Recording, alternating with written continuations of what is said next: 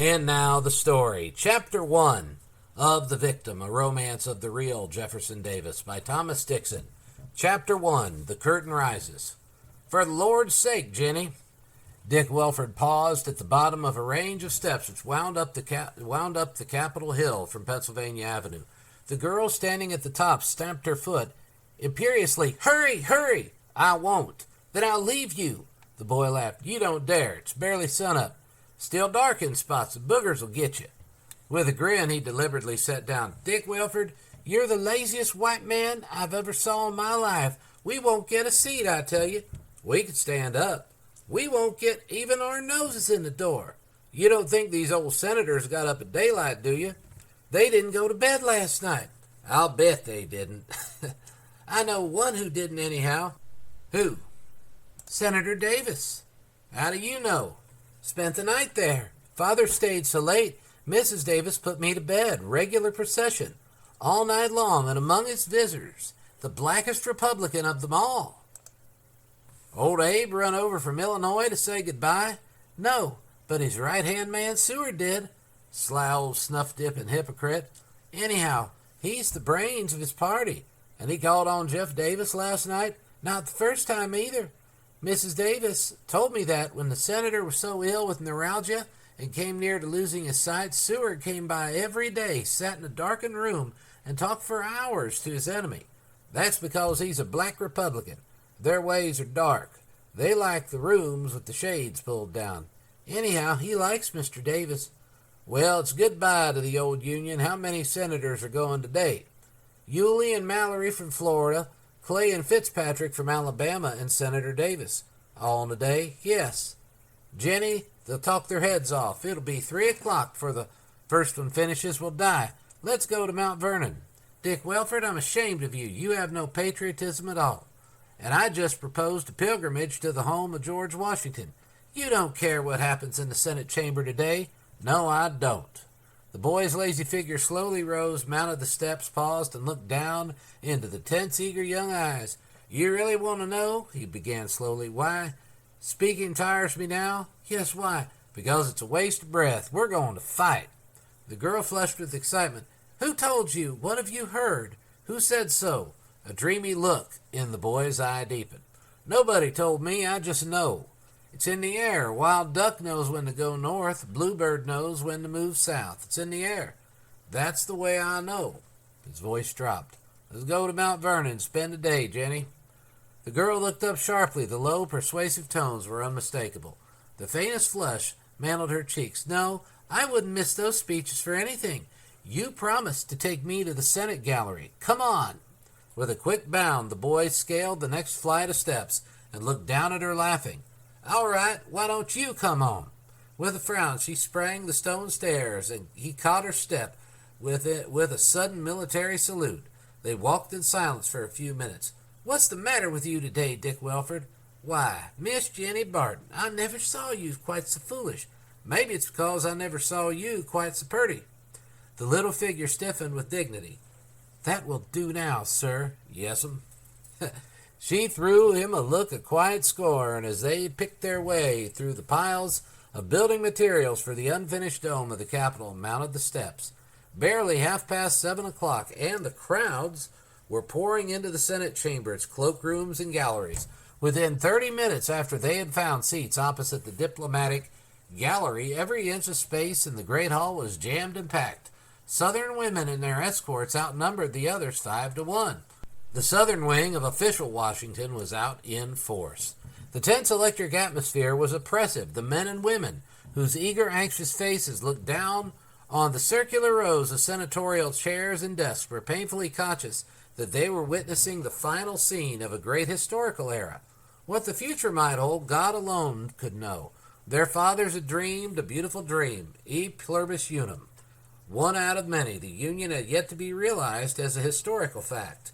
The discordant elements out of which our Constitution had been strangely wrought had fought their way at last into two irreconcilable, hostile sections, the very structure of whose civilization rested on antagonistic conceptions of life and government.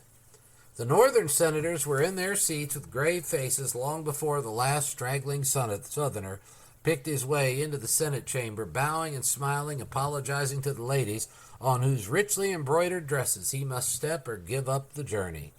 For weeks, the pretense of polite formalities between the parties had been unconsciously dropped. Men no longer bowed or smirked and passed the time of day with shallow words.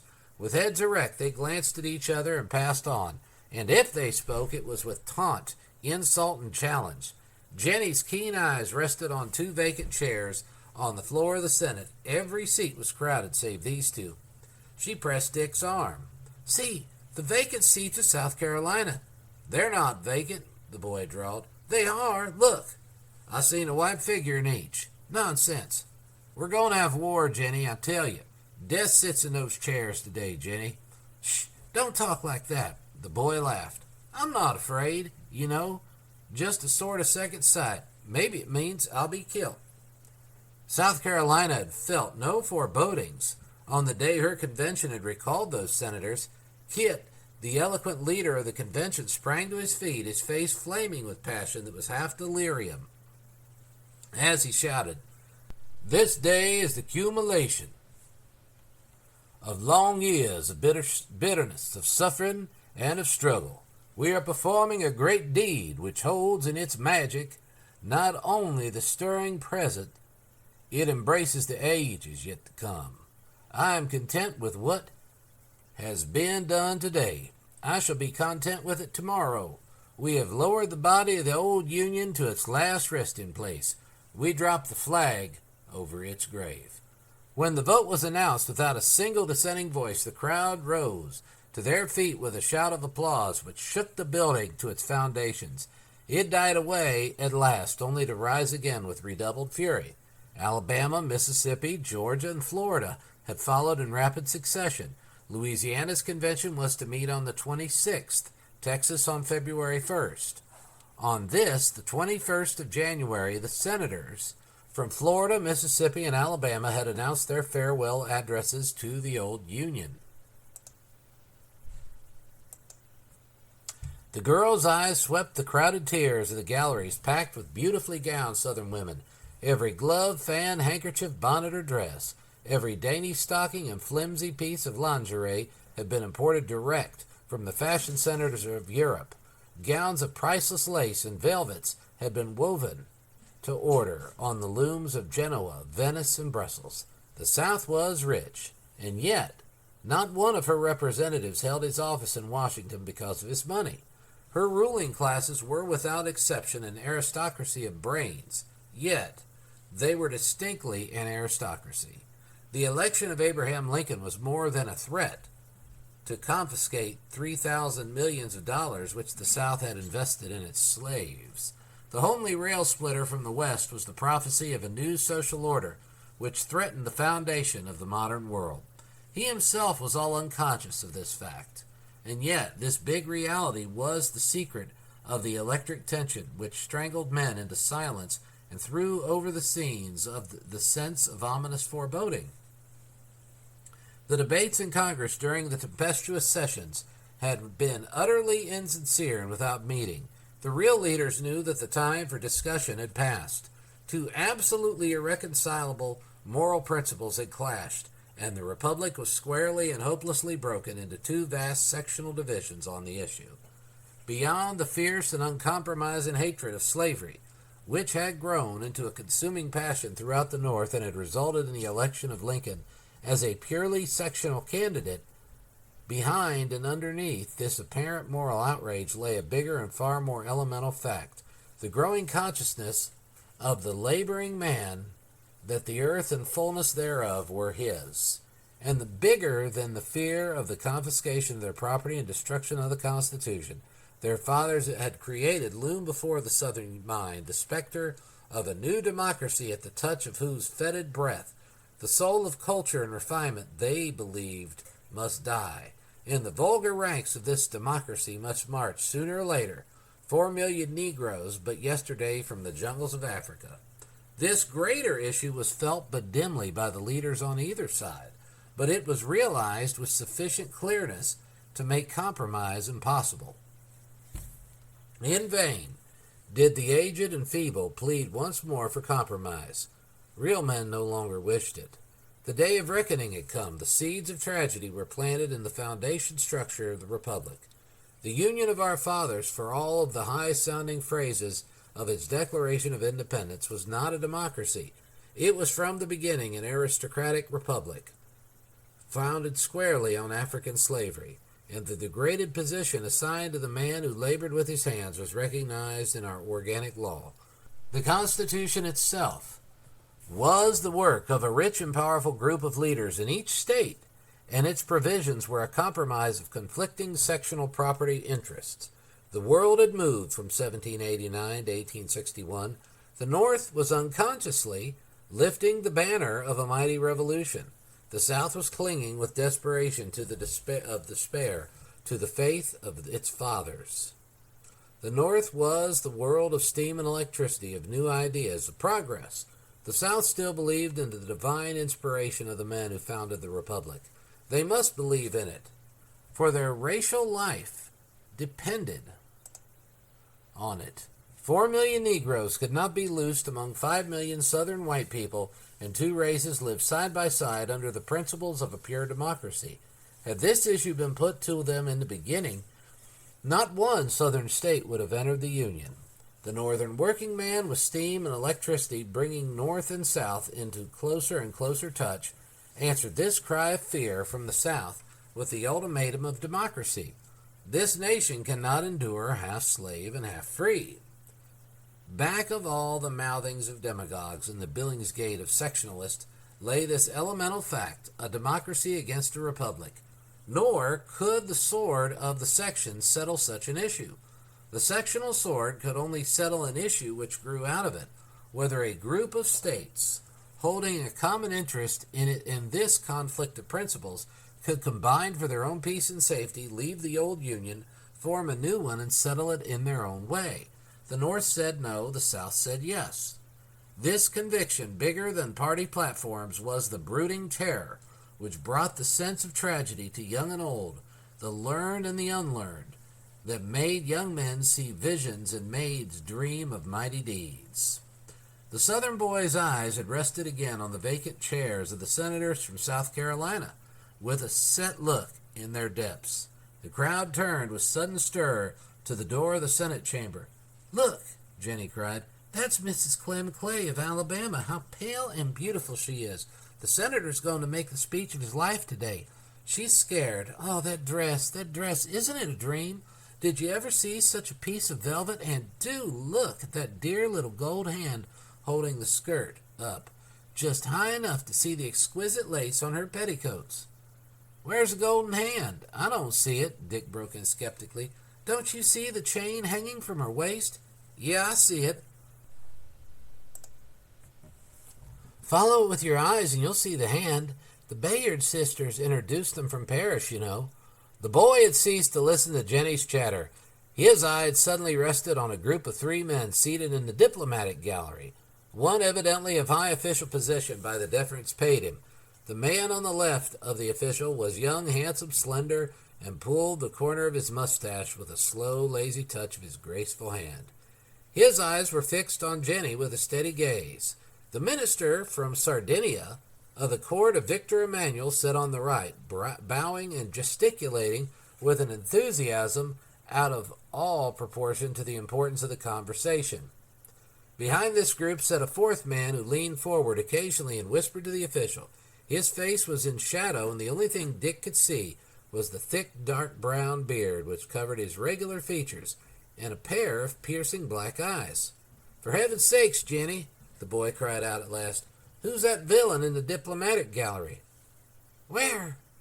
"Oh, in that corner on the right. Oh, that's the Sardinian minister, King Victor Emmanuel's new drummer of trade for Genoa. He's getting ahead of the French, too." No, I don't mean that little rat. I mean the big fellow with the heavy jaw and a face like a rattlesnake. He's trying to charm you, too." Jenny laughed. "Silly, that's the new Secretary of War, Joseph Holt. Scoundrel if God ever made one. Because he looks at me? No, that shows his good taste. It's the way he looks at you and moves his crooked mouth, and the way he bends his big flat head forward. Rubbish, he's a loyal Southerner, and if we have to fight, he'll be with us. Yes, he will. Of course he will. He's careful now. He's in old Buck's cabinet. Wait and see. He called on Mr. Davis last night.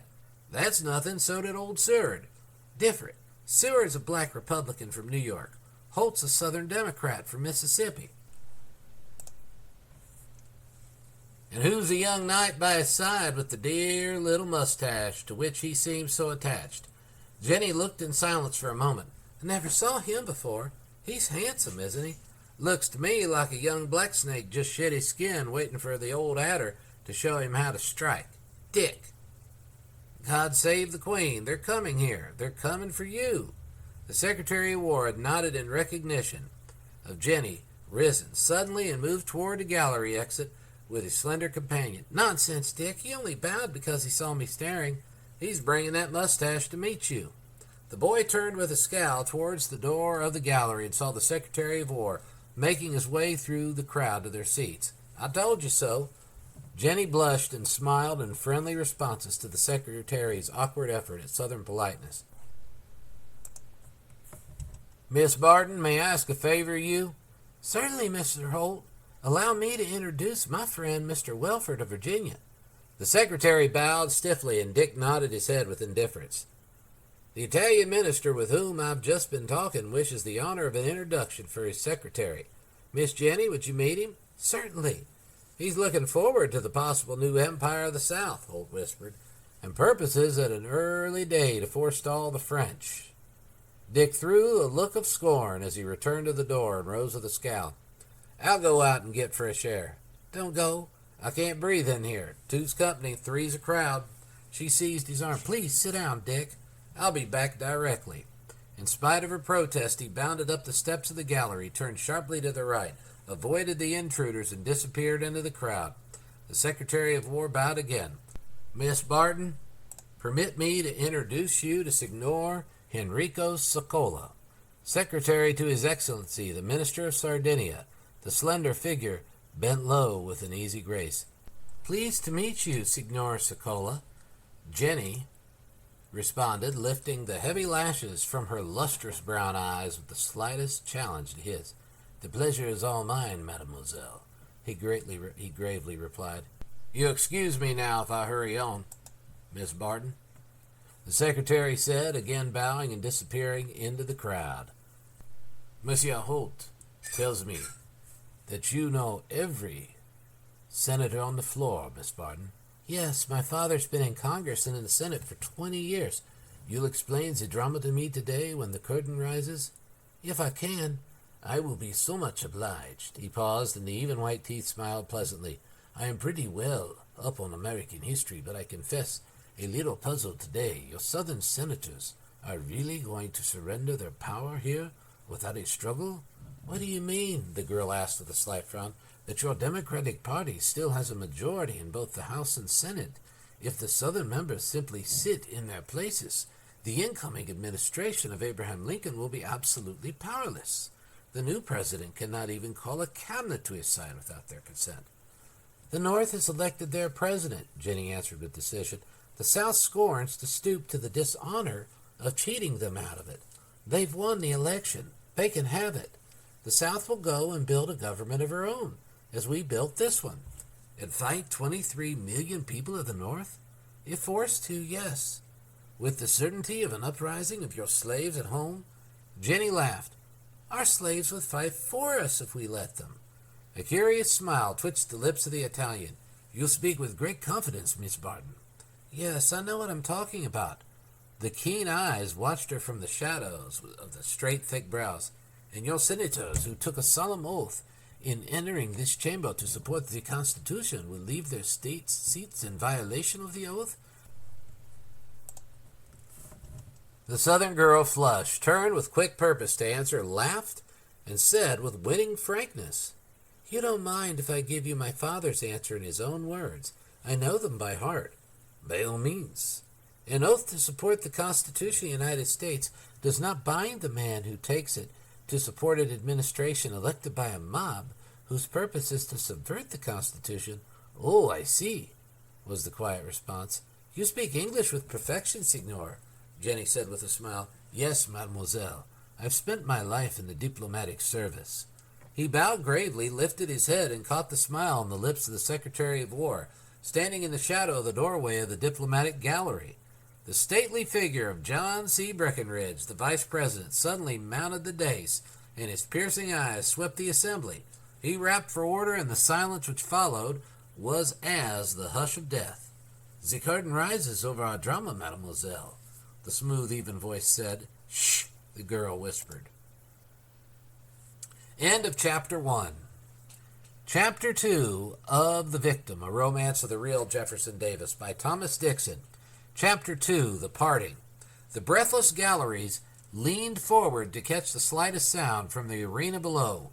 One by one, the senators from the seceding southern states rose and renounced their allegiance to the United States in obedience to the voice of their people. With each solemn exit, the women of the galleries grew hysterical, waved their perfumed handkerchiefs, and shouted their approval with cries of sympathy and admiration. David Yulee, Stephen K. Mallory, and Benjamin Fitzpatrick had each closed his portfolio and with slow, measured tread marched down the crowded aisle and out of the chamber, never again to enter its doors. All eyes were focused now on the brilliant young senator from Alabama, Clement C. Clay, Jr. It was understood that he had prepared an eloquent defense of his actions and would voice the passionate feeling of the masses of the Southern people in this, his last utterance in the crumbling temple of the old republic. He rose in his place, lifted his strong head with its leonine locks and broad-eye forehead, paused a moment, began his speech in the clear, steady tones of the trained orator, master of himself, his theme, and his audience. The northern senators met his gaze with scorn, and he answered with a look of bold defiance. The formal announcement of the secession of his state he had made in brief, sharp sentences, and plunged at once into the reasons for their solemn act. 42 years ago, Alabama was admitted into the Union, he declared in ringing tones. She entered it as she goes out of it, with the Republic convulsed by the hostility of the North to her domestic institutions. Not a decade has passed, not a year has elapsed since her birth as a state that has not been marked by a steady and insolent growth of mob violence of the North, which has demanded the confiscation of her property and the destruction of the foundations of her civilization. Who are the leaders of these mobs who seek thus to overthrow the Constitution? Who are these hypocrites who claim the championship of freedom and the moral leadership? The men who sold their own slaves to us because they could not use them with a profit in the northern climate. The men who built and manned every American slave ship that ever sailed the seas. The sons of old Peter Faneuil of Boston, who built Faneuil Hall, their cradle of liberty, out of the profits of his slave ships whose trade to the southern people had forbidden by law.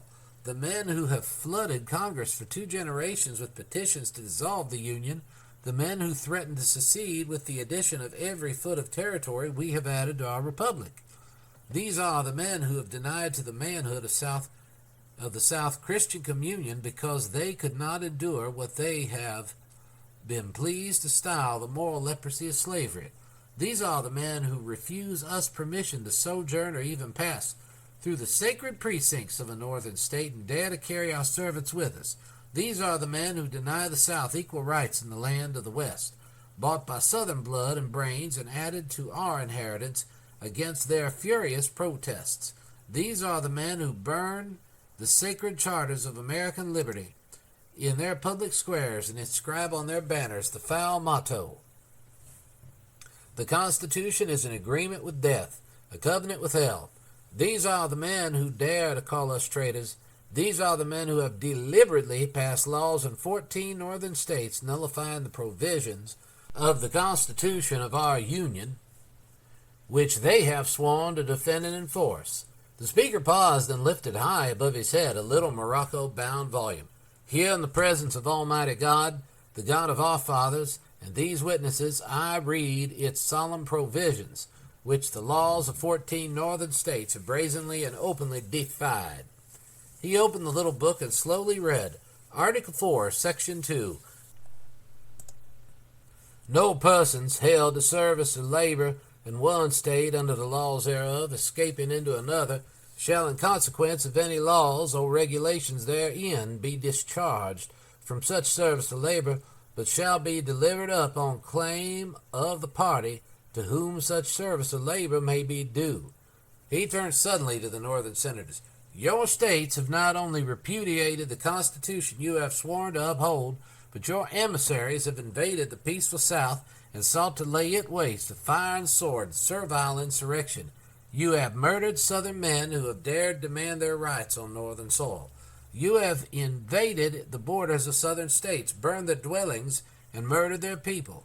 You have proclaimed John Brown the criminal maniac who sought to murder innocent and helpless men, women, and children in Virginia, a hero and a martyr, and then denounced us in your popular meetings, your religious and legislative assemblies, as habitual violators of the laws of God and the rights of humanity. You have exerted all the moral and physical agencies that human ingenuity can devise or devil's malice, employ to heap odium and infamy upon us, and make the very name of the South a byword of hissing and of scorn throughout the civilized world. He paused, overcome with emotion, and lifted his hand to stay the burst of applause from the galleries. We have borne all this for long years, and might have borne it for many more under the assurance of our Northern friends that such fanaticism does not represent the true heart of the Northern people. But the fallacy of those promises and the folly of our hopes have been too clearly proven in the late election. The platform of the political party on which you have swept every Northern state and elected a sectional president is a foul libel upon our character and a declaration of open war on the lives and property of the Southern people. In defiance of the Constitution, which protects our rights, your mob has decreed the confiscation of $3,000 million worth of our property. If we claim the protection of our common law, your mob solemnly burns the Constitution in your public squares and denounces it as an agreement with death and a covenant with hell. We appeal to the Supreme Court of the Republic, and when its judges unanimously sustain our position on every point, your mob cries, "Down with the Supreme Court of the United States." You have not only insulted us as unchristian and heathen, but you have proclaimed that 4 million ignorant Negroes, but yesterday taken from the savagery of cannibal Africa, are our equals and entitled to share in the solemn rights of American citizenship. Your declaration is an open summons that they rise in insurrection with the knife in one hand and the torch in the other. Your mob has declared the South outlawed, branded with ignominy, consigned to execration and ultimate destruction. Your mob has decreed the death of slavery and sends a new president to execute their decree. All right, kill slavery, and then what? Kill slavery, and what you do with its corpse? Who shall deliver us from the body of this death?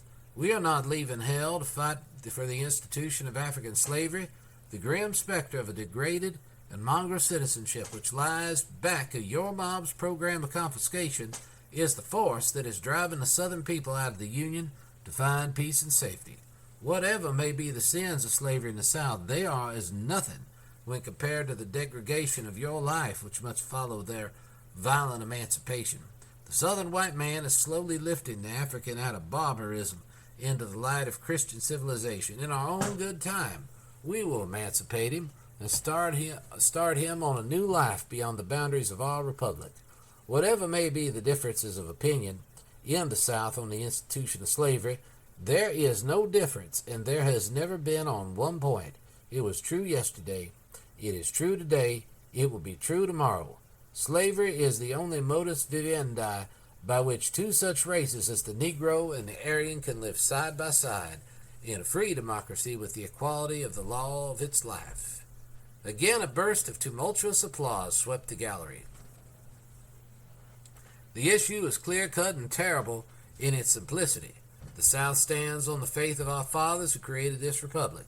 The South stands for the constitutional freedom under the forms of established law. The North has lifted the red flag of revolution and proclaims the irresponsible despotism of an enthroned mob. For a generation, your schoolmistresses have been training your boys to hate us and arming them to fight us. Make no mistake about this movement today. We who go are but the servants of those who sent us. They now recall their ambassadors, and we obey their sovereign will. Make no mistake about it, they are not a brave and rash people deluded by bad men. who are attempting in a legal way to wreck the Union. They seek peace and safety outside, driven by rebellion against law and order within. Are we more or less men? Can we love our enemies and bless them that curse and revile us? Are we devoid of sensibilities, of sentiments, the passion, the reasons, instincts of mankind? Have we no pride, honor, no sense of shame, reverence for our ancestors, no care for posterity, no love for our home, family, or friends? Must we quail before the onion breath of an enthroned mob, confess our baseness, discredit the fame of our sires, degrade our children, abandon our homes, flee from our country, and dishonor ourselves all for the sake of a Union whose Constitution you have publicly burned and whose Supreme Court you have spit upon? Shall we consent to live under such an administration controlled by those who not only deny us justice and equality and brand us as infamous, but boldly proclaim their purpose to rob us of our property and destroy our civilization? The free men of Alabama have proclaimed to the world they will not. In their sovereign power they have recalled me. As their servant, I go.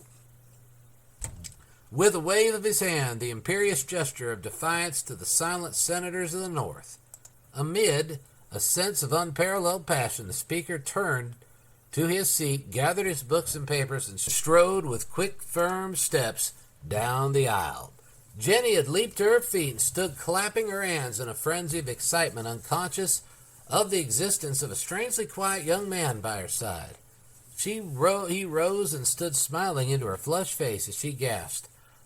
They say the South has never lacked audacity, Miss Barton. I'm wondering if they are really going to make good such words with deeds. He spoke with a cold detachment that chilled and angered this impulsive girl. A hot answer was on her lips, and she remembered suddenly that he was a foreigner. Of course, Signor, you cannot understand our feelings. On the other hand, I assure you I do.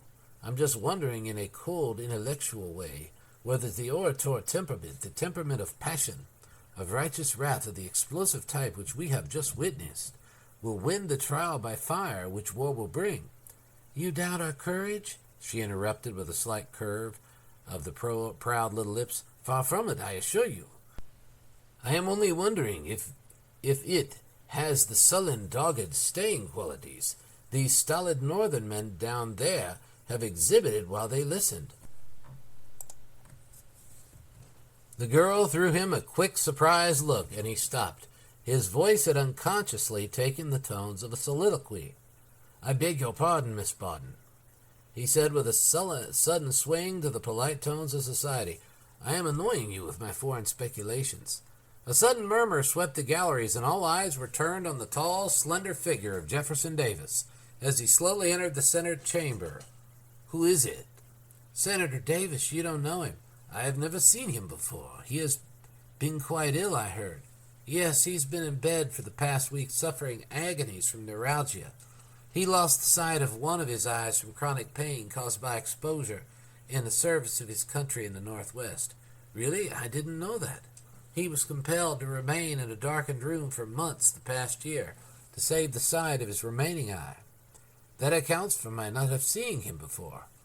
Sokola followed the straight military figure with painful interest as he slowly moved toward his seat, greeting with evident weakness his colleagues as he passed. He was astonished beyond measure at the personality of the famous leader of the Southern conspirators, of whom he had heard so much. He was the last man in the crowd. He was singled out for such a role. The face was too refined, too spiritual, too purely intellectual for this man of revolution. His high forehead, straight nose, thin compressed lips, and pointed chin belonged to the poet and dreamer, rather than the man of action. The hollow cheekbones and deep furrowed mouth told of suffering so acute, the sympathy of every observer was instantly won. In spite of evident suffering, his carriage was erect, dignified, and graceful. The one trait which fastened the attention from the first and held it was the remarkable intensity of expression which clothed his thin, muscular face. You like him? Jenny ventured at last. I can see, Miss Barton, was the slow, measured answer. He is a remarkably interesting man. I am surprised and puzzled. Surprised and puzzled at what? Well, you see, I know history. The diplomatist makes it his business to know the facts of the lives of the leaders to whose government he is accredited. Mr. Davis spent 4 years at West Point. He gave 7 years of his life to the service of the army in the West.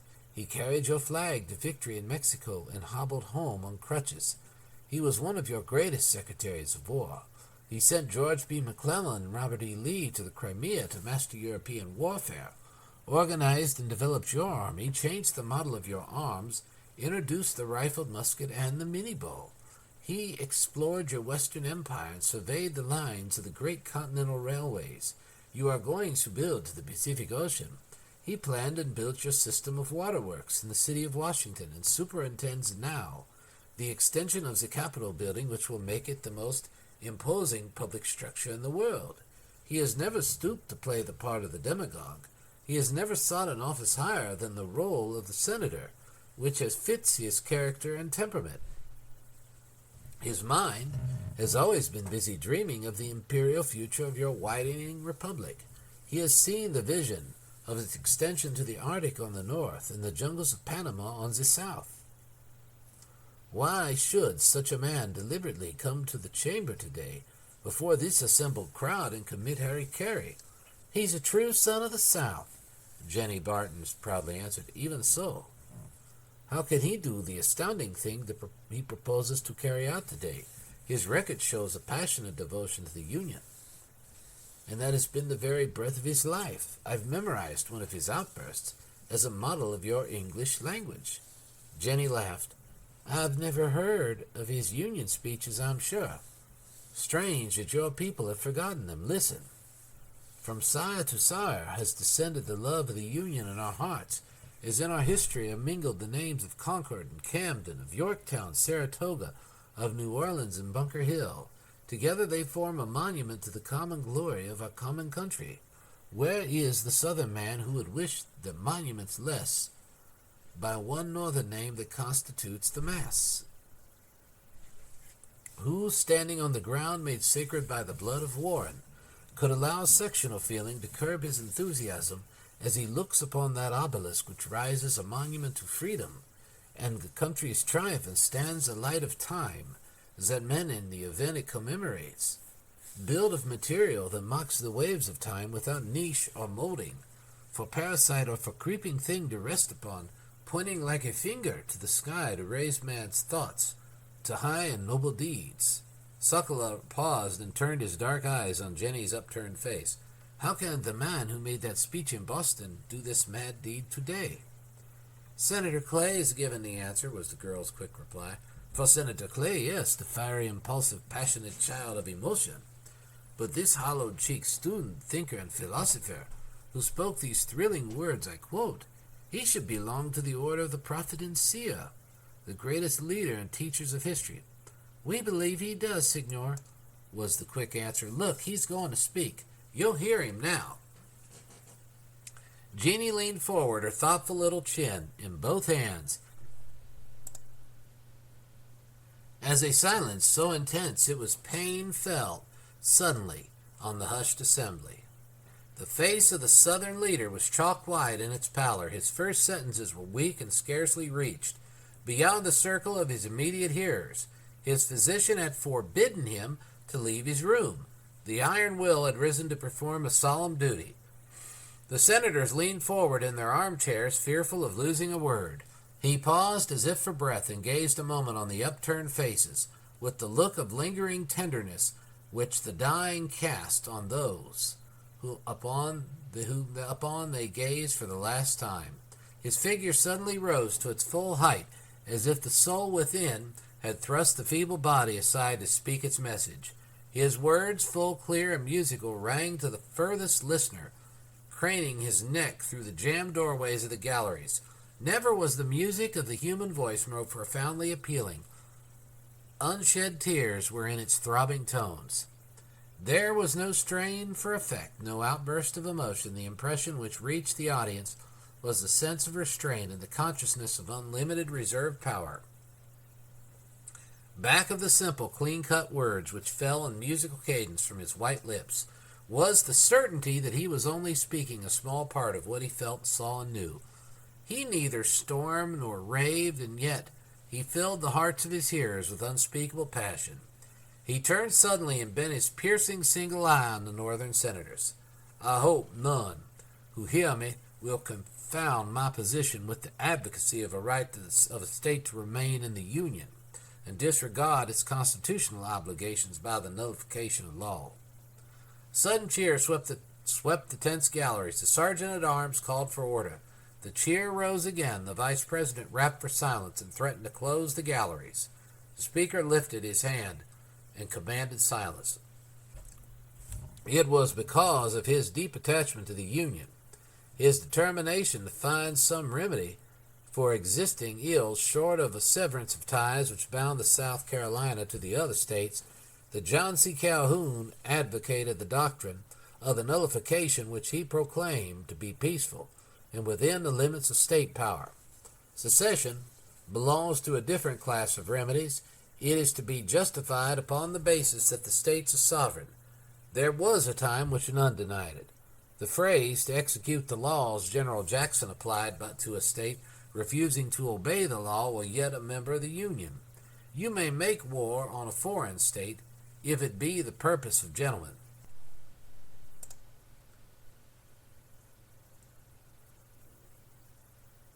He paused, and again his eagle eye swept the tiers of Northern senators.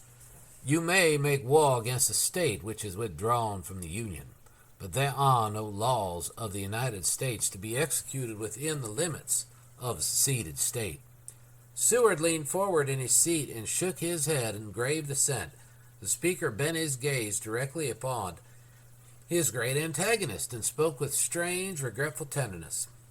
A state finding herself in a condition which Mississippi has judged she is, which her safety requires that she should provide for the maintenance of her rights out of the Union, surrenders all of the benefits, and they are known to be many, deprives herself of all the advantages, and they are known to be great, severs all the ties of affection, and they are close and enduring, which have bound her to the Union, and thus divesting herself of every benefit, taking upon her every burden, she claims to be exempt from any power to execute the laws of the United States within her limits.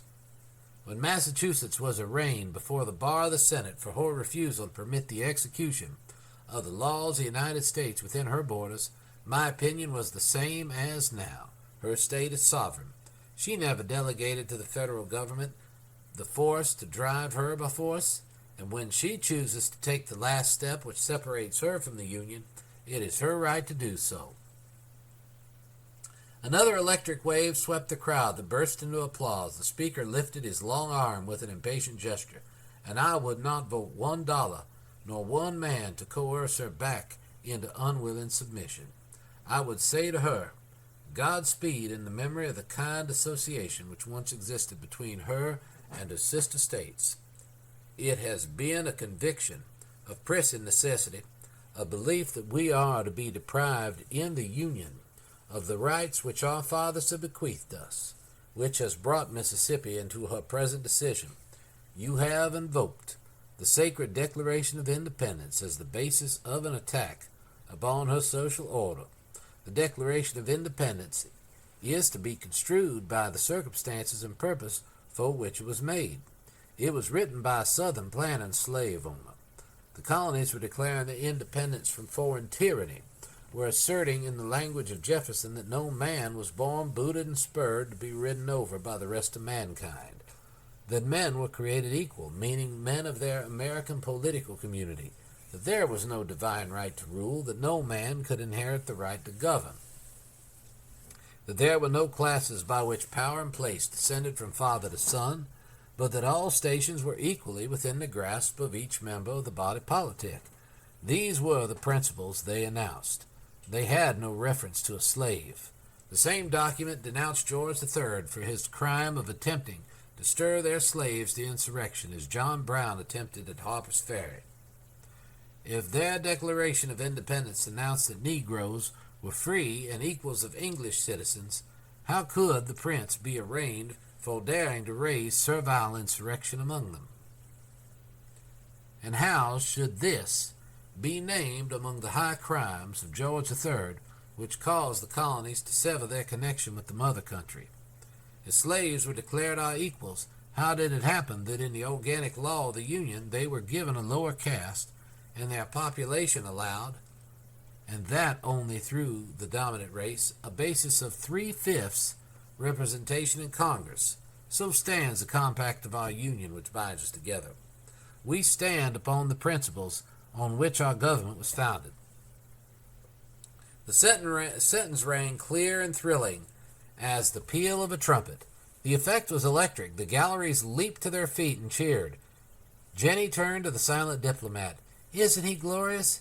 "He stirs the hearts of men," was the even answer. Around them were unmistakable evidences. Women were weeping hysterically, and the men embracing one another in silence and tears. Again the senator's hand was lifted high in command for silence, and again he faced Seward and his northern colleagues with figure tense erect. "When you repudiate these laws, and when you deny to us the power to withdraw from a government which, thus perverted, threatens to destroy our rights, we but tread the path of our fathers when we proclaim our independence and take the hazard." Again a cheer and shout which the vice president's gavel could not quell.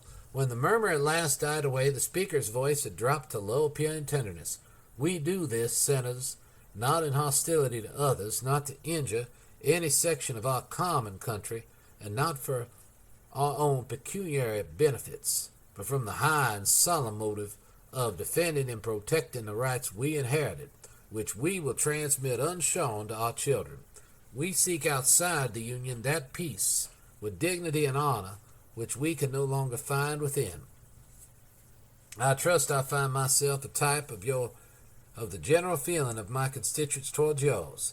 I am sure I feel no hostility towards you senators from the North." He paused and swept the northern tears with a look of tender appeal. "I am sure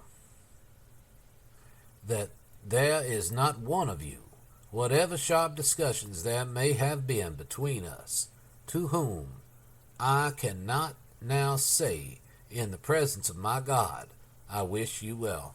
Seward turned his head from the speaker, his eyes dimmed. The scheming diplomat and unscrupulous politician lost in the heart of the man for the moment. "Such, I am sure, is the feeling of the people whom I represent towards those whom you represent. But I express their desire when I say I hope, and they hope, for peaceful relations with you, though we must part." He paused as if to suppress emotions too deep for words, where the silence, intense and suffocating, held the crowd in a spell. The speaker's voice dropped to still lower and softer notes of persuasive tenderness, as each rounded word of the next sentence fell slowly from the thin lips. "If war must come, we can only invoke the God of our fathers, who delivered us from the power of the lion, to protect us from the ravages of the bear, and putting our trust in him, and in our firm hearts and the strong arms, we will vindicate the right as we best may." No cheer greeted this solemn utterance. In the pause which followed, the speaker deliberately gazed over the familiar faces of his northern opponents, and continued with a suppressed intensity of feeling that gripped his bitterest foe. "In the course of my service here, associated different times with a great variety of senators, I see now around me some with whom I have served long. There have been points of collision, but whatever offense there has been to me, I leave here. I carry with me no hostile remembrance for whatever offense I may have given which has not been redressed, for which satisfaction has not been demanded. I have, senators, in this solemn hour of our parting, to offer you my apology." The low music died softly away in the silence of tears. A woman sobbed. Sokola bent toward his trembling companion and whispered, "Who is she?" Jenny brushed the tears from her brown eyes before replying, "The senator's wife. She's heartbroken over it all. Didn't sleep a wink last night. I've been looking for her to faint every minute."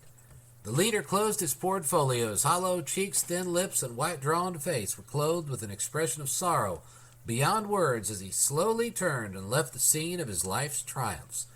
The spell of his eloquence at last thrown off, the crowd once more dissolved into hostile, lowering groups. Stern old Zack Chandler of Michigan collided with Jenny's father in the cloakroom, his eyes red with wrath. "Well, Barton," he growled, "after the damned insolence of that scene, if the North don't fight, I'll be much mistaken." "You generally are, sir," Barton retorted. "If they don't fight, by the living God, I'll leave this country and join another nation. The Comanche Indians preferred to this government." Barton glanced at his opponent, and his heavy jaw closed with a snap. "I trust, Senator," he said with deliberate venom, "you will not carry out that resolution.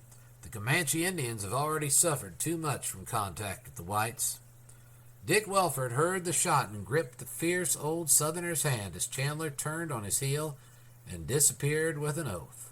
"You got him that time, Senator." Barton laughed with boyish glee. "I did, didn't I?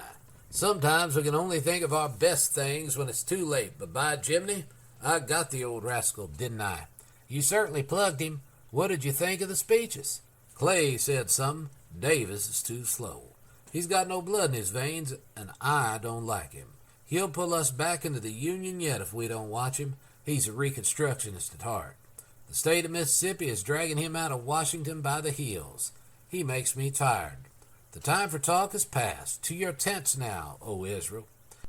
Dick hurried to the gallery and watched Sokola talking in his graceful Italian way with Jenny. He had hated this elegant foreigner the moment he had laid eyes on him. He made up his mind to declare himself before another sunset. He ignored the Italian's existence. "You're ready, Miss Jenny?" She took Dick's proffered arm in silence and bowed to Sokola, who watched them go, with a peculiar smile playing about his handsome mouth. Jenny insisted on stopping at Senator Davis's house to tell his wife of the wonderful power with which his speech had swept the galleries. The house was still, the library door open. The girl paused on the threshold in awe. The senator's tall figure was lying prostrate across his desk, his thin hands clasped in prayer, his face buried in his arms. His lips were murmuring words too low to be heard, until at last they swelled in sorrowful repetition. "May God have us in his holy keeping, and grant that before it is too late, peaceful counsels may prevail." The girl turned softly and left without a word. End of Chapter 2. Chapter 3 of The Victim, a Romance of the Real Jefferson Davis by Thomas Dixon. Chapter 3, a midnight session. The Secretary of War invited Sokola to join him at the White House after the cabinet meeting which President Buchanan had called at the unusual hour of 10 at night. He had waited in the anteroom, but the cabinet was still in session. Without show of impatience, he smoked cigar after cigar, flicked their ashes into the fireplace, and listened with an expression of quiet amusement to the storm raging within, while the sleet of a January blizzard rattled against the windows with increasing fury. Once more, the question of the little fort in the harbor of Charleston had plunged the discordant cabinet of the dying administration into the convulsions of a miniature war. The feeble old president, overwhelmed by a gathering storm, crouched in the corner by the fire. His emaciated figure was shrouded in a ridiculous old dressing gown. Mentally and physically prostrate, he sat shivering while his ministers wrangled. He rose at last, shambled to the cabinet table, and leaned his trembling hands on it for support. "What can I do, gentlemen? What can I do?" If Anderson hadn't gone into that fort at night, the state of South Carolina might not have seceded. Stanton shook his massive head with an expression of uncontrollable rage. "Great God!" the president continued in his feeble, pleading tones. "Now they tell me that unless Anderson withdraws his troops, their presence will provoke bloodshed." "Let them fire on him if they dare," shouted Stanton. "I cannot plunge my country into fratricidal war. My sands are nearly run. I only ask of God that my sun may not set in a sea of blood." He paused and lifted his thin hands, trembling like two withered leaves of aspen in the winter's blast. "What can I do?" Stanton suddenly sprang from his seat and confronted the shivering old man. "I'll tell you what you cannot do." The president gasped for breath and listened helplessly.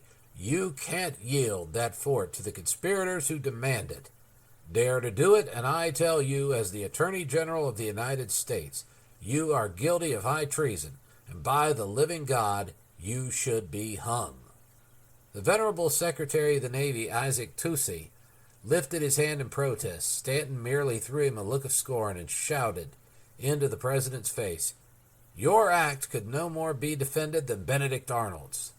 "And what say you, Holt?" the president asked. "Send a ship to the relief of Sumter within 24 hours and let South Carolina take the consequences." "Good," Stanton cried. Holt's mouth was drawn in grim lines, and the left-hand corner was twisted in a still lower knot of ugly muscles. His furtive eyes, beneath their shaggy brows, glanced quickly around the table to see the effect of his patriotic stand. The president turned to the white-haired Secretary of the Navy. "And you, General Toucey?" The venerable statesman from Connecticut bowed gravely to his chief and spoke with quiet dignity. "I would order Anderson to return at once to Fort Moultrie." Stanton smashed the table with his big fist. "And you know that the state of South Carolina has dismantled Fort Moultrie?" Toucey answered Stanton's bluster with quiet emphasis. "I am aware of that fact, sir." "And it makes no difference?" "None whatsoever. Anderson left Fort Moultrie and moved into Fort Sumter without orders." A faint smile flickered around the drooping corners of Holt's mouth. The speaker turned to Holt. "As a matter of fact, he moved into that fort against the positive orders of your predecessor, James B. Floyd, the Secretary of War. As he went there without orders and against orders, he should be ordered back forthwith." With the look of a maddened tiger, Stanton flew at him. "And you expect to go back to Connecticut after making that statement?" "I do, sir." "I couldn't believe it." "And why, pray?" "I asked the question in good faith, that I might know the character of the people of Connecticut, or your estimate of them." The old man drew himself up with cold dignity.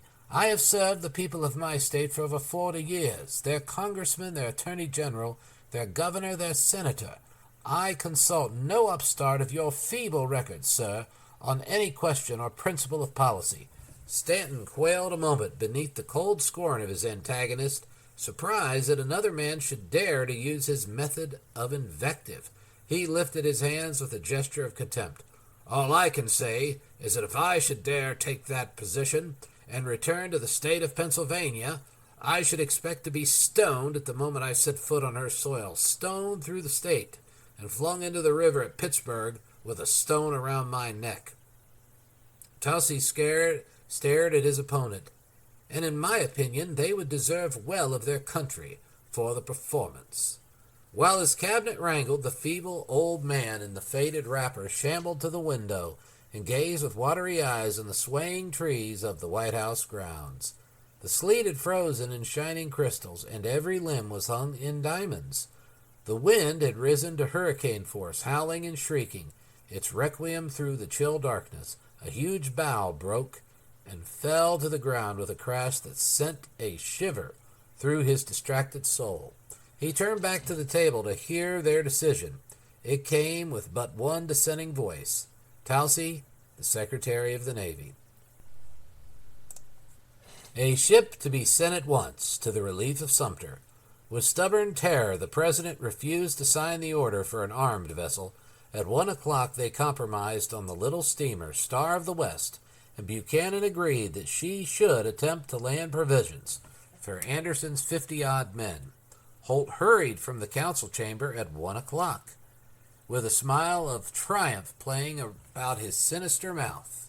His plan had succeeded. He had worked Stanton as the legal advisor of the president exactly as he had foreseen.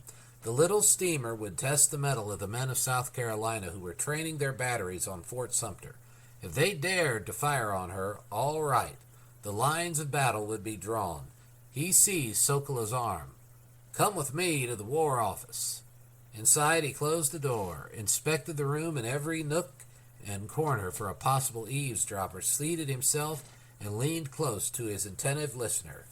"I have established your character now through your connection with the minister from Sardinia beyond the possibility of any doubt.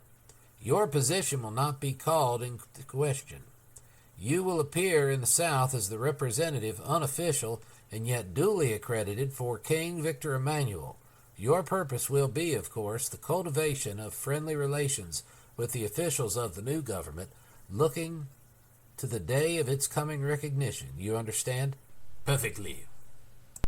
"You have absolutely consecrated your life and every talent to your country, body and soul." The dark eyes flashed with the light of a religious fanatic. "Good." Secretary paused and studied his man as a moment. "I introduced you to the girl not merely to obtain an invaluable witness to your credentials, should they be questioned, but for a double purpose." Sokola nodded. "I guessed as much. She's bright, young, pretty, and you can pass the time pleasantly in her company. The association will place you in a strong position. Her father's a fool. The storm petrel of secession. He has the biggest mouth in America, barring none. His mouth is so huge they'll never find a muzzle big enough if they could get men enough around him to put it on. He's bound to land somewhere high in the councils of the coming Confederacy." "There'll be one?" Holt smiled. "You doubt it? It may be bluster after all." "Men of Davis's type don't bluster, my boy. They are to meet at Montgomery, Alabama on February 4th. They'll organize the Cotton States into a Southern Confederacy. If they can win Virginia, North Carolina, Tennessee, and Arkansas, they may gobble Maryland, Kentucky, and Missouri, all slave states. If they get 'em all, they'll win without a fight and reconstruct the Union on their own terms. If they don't, well, we'll see what we'll see. And you wish that you get for me, and get quickly, inside information of what is done and what is proposed to be done at Montgomery. I want the name of every man discussed for high office among them, his chances of appointment, his friends, his enemies. Why they are his friends, why they are his enemies. I want their plans, their prospects, their hopes, their fears, and I want this information quickly. You will be supplied with ample funds, and your report must be made to me in person. My tenure of this office will be but a few weeks longer, but you are my personal representative. You understand?" "Completely." "Your report must be in person to me, and to me alone." "I understand, sir." Sokola rose, extended his hand, drew his cloak about his slender shoulders, and passed out into the storm, his dark face lighted by a smile as he recalled the winsome face of Jenny Barton. End of Chapter 3. Chapter 4 of The Victim, A Romance of the Real Jefferson Davis by Thomas Dixon. Chapter 4, A Friendly Warning. The withdrawal of the Southern senators and representatives from Congress produced in Washington the upheaval of a social earthquake. An atmosphere of tears and ominous foreboding hung pall-like over the city's social life. Each step in the departure of wives and daughters was a pang. Carriages drawn by sleek, high-bred horses dashed through the broad streets with excited haste. The black coachman on the box held his reins with a nervous grip that communicated itself to the horses. He had caught the excitement in the quivering social structure of which he was part. What he was really thinking down in the depths of his African soul only God could see. His dark face merely grinned in quick obedience to command. From every house where these farewells were being said, a weeping woman emerged and waved a last adieu to the tear-stained faces at the window. Wagons and carts lumbered through the streets on their ways to the wharf or station piled high with baggage. Hotel keepers stood in the doorway of their establishments with darkened brows. The glory of the past was departing. The future was blank. On the morning after his farewell address to the Senate, a messenger who refused to give his name was ushered into the library of Senator Davis. The stately black butler bowed again with quiet dignity. "Your name, sir? I failed to catch it." The messenger lifted his hand. "No name. Please say to the senator that I come from an important official with a message of the gravest importance. I wish to see him alone at once." The faithful servant eyed his visitor with an ominous look. There was no question of his loyalty to the man he served. "It's all right, Robert. I'm a friend of Senator Davis." A moment's hesitation, and the black man bowed with deference. "Yassa, yassa. I'll tell him right away, sir. Yo' sure knows me anyhow, sir." The senator was in bed, suffering again from facial neuralgia. He rose promptly, dressed hastily, but completely and carefully, and extended both hands to his visitor. "You have come to see me in an unusual hour, sir. It must be important." "Of the utmost importance, Senator.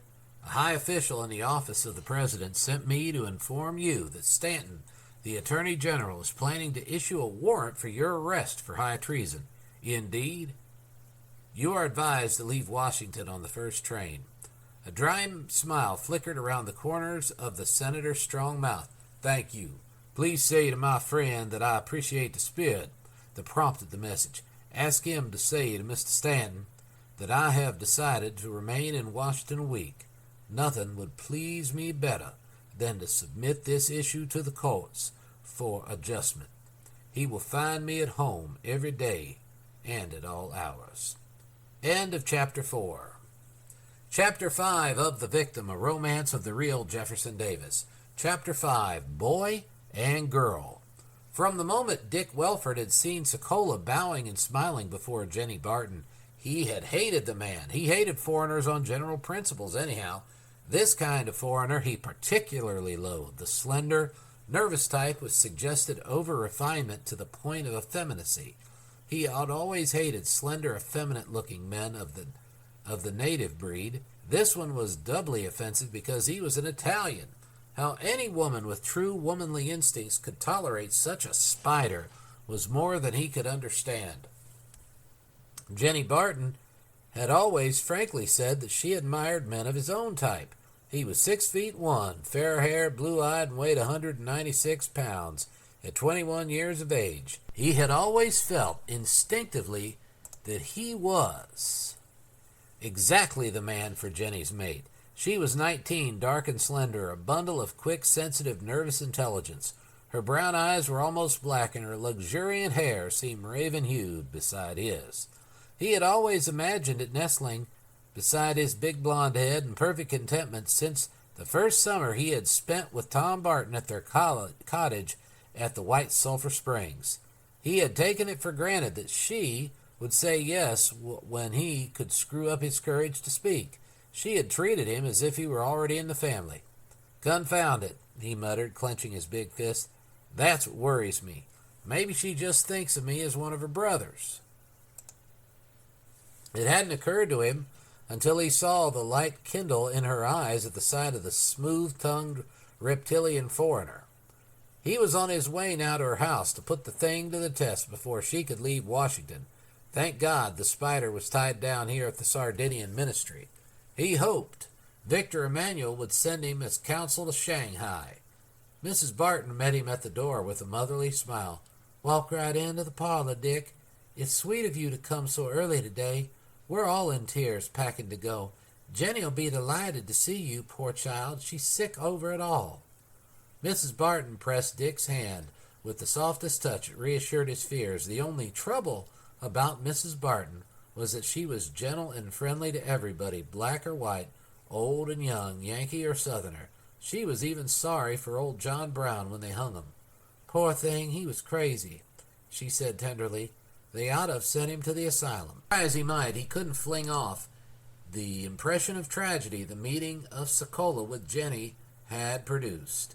He was in a nervous fit to see and tell her of his love. Why the devil hadn't he done so before? Anyhow, they might have been engaged and ready to be married by this time. They had met when she was 16.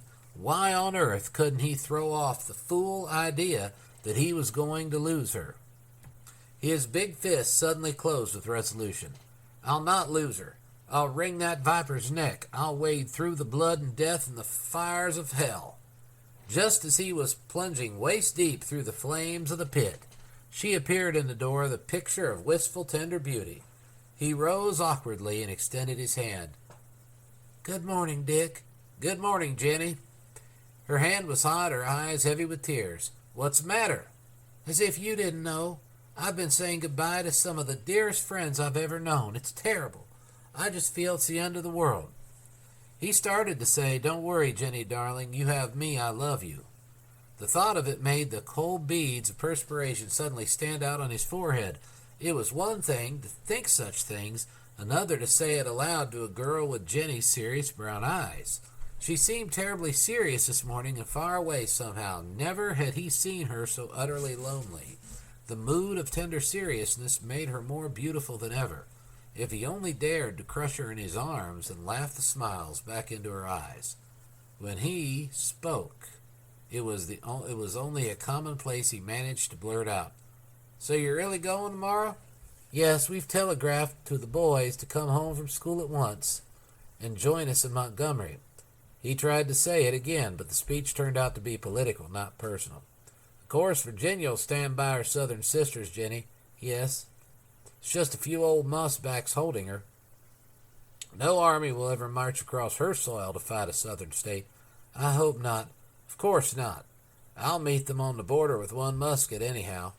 The girl was looking out the window at the slowly drizzling rain and made no answer. He flushed at her apparent indifference with his heroic stand.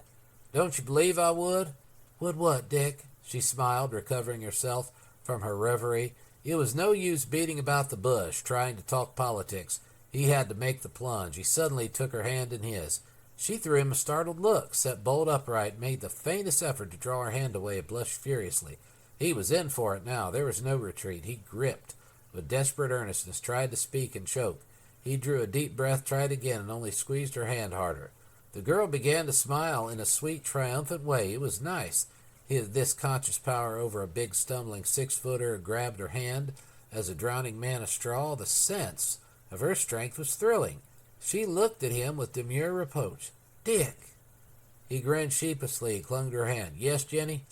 "Do you know what you're doing?" "No, but I know what I'm trying to do, and I'm going to do it." Again his big hand crushed her. "You're trying to break every bone in my hand as near as I can make out. I'd like it back when you're through with it." He found his tongue at last. I can't let you have it back, Jenny. I'm going to keep it forever." "Really?" "Yes, I am. I love you, Jenny. Don't you love me just a little bit?" The girl laughed. "No, not in the least little tiny bit. I don't think so." The hand slipped through his limp fingers, and he stared at her in a hopeless, pitiful way. Her heart went back out in a wave of tender sympathy. She put her hand back in his in a wistful touch. "I'm sorry, Dick, dear. I didn't think you loved me in that way." "What did you think I was hanging around you so much for?" "I knew you liked me, of course, and I like you, but I've never thought seriously about love." "There's no other fellow?" "Of course not." "You liked that Sokola, didn't you?" "I liked him, yes." "I thought so. He's cultured, handsome, interesting." "He's a sissy." "Dick." "A little wizen-faced rat, spider, snake. I could break his long neck. Yeah, you do like him. I saw it when you met him. You're throwing me down 'cause you met him." "Dick." "But he shan't have you, I tell you. I'll show him I could lick 1,000 such sissies with one hand tied behind me." The girl rose with dignity. "Don't you dare speak to me like that again, sir. You're going to see that little fellow again, I bet. You've got an engagement with him. Now, tonight, today." The slender figure rose. "I'll see him if I please, when I please, where I please, and I'll not consult you about it, Dick Welford. Good day." Trembling with anger, the big awkward boy turned and stumbled out of the house. End of Chapter 5. Chapter 6 of The Victim, a romance of the real Jefferson Davis by Thomas Dixon. Chapter 6, God's Will. Dick Welford had played directly into the hands of his enemy. When Sokola called at the Barton home to pay his respects to Miss Jenny and wished them health and happiness and success in their new and dangerous enterprise, he found the girl in a receptive mood. The accusation of interest had stimulated her to her first effort to entertain a self-poised and gentlemanly foreigner. He turned to Jenny with a winning appeal in his modulated voice. "Will you do me a very great favor, Miss Barton?" "If I can, certainly," was the quick answer. "I wish to meet your distinguished father. He is a great Southern leader. I have been commissioned by the Sardinian ministry to cultivate the acquaintance of the leader of the Confederacy. I am to make a report directly to the court of King Victor Emmanuel on the prospects of the South. Jenny rose with a smile. With pleasure. I'll call Father at once. Barton was delighted at the announcement. Invite him to spend a week with us at Fairview, Jenny suggested. Good idea. We'll show him what Southern hospitality means. Barton grabbed Socola's outstretched hand with enthusiasm. Permit me, he began in his grand way, to extend you a welcome to the South. Your king is interested in our movement. It's natural. Europe must reckon with us from the first. Cotton is the real king. We're going to build on this staple an industrial empire whose influence will dominate the world. The sooner the political rulers realize this, the better. Sokola bowed. I quite agree with you, Senator Barton. His Majesty King Victor Emmanuel has great plans for the future. He is profoundly interested in your movement. He does not believe that the map of Italy has yet been fixed. It will be quite easy to convince his brilliant, open mind that the boundaries of this country may be readjusted. I shall be delighted to show you every courtesy within my power, sir, Barton responded. You must go south with us tomorrow and spend a week at Fairview, our country estate. You must meet my grand old father and mother and see the curse of slavery at its worst. Barton laughed heartily and slipped his arm persuasively around the graceful shoulder of his guest. I hadn't thought of being so honored, I assure you. He paused and looked at Jenny with a timid sort of appeal. Come with us. We'll be delighted to have you. I'll enjoy it, I'm sure, he said hesitatingly. We will reach Montgomery in time for the meeting of the Convention of Seceding States? Certainly, Barton replied. I'm already an elected delegate from my state. Her secession is but a question of days. Socola's white, even teeth gleamed in a happy smile. I'll go with pleasure, Senator. You leave tomorrow?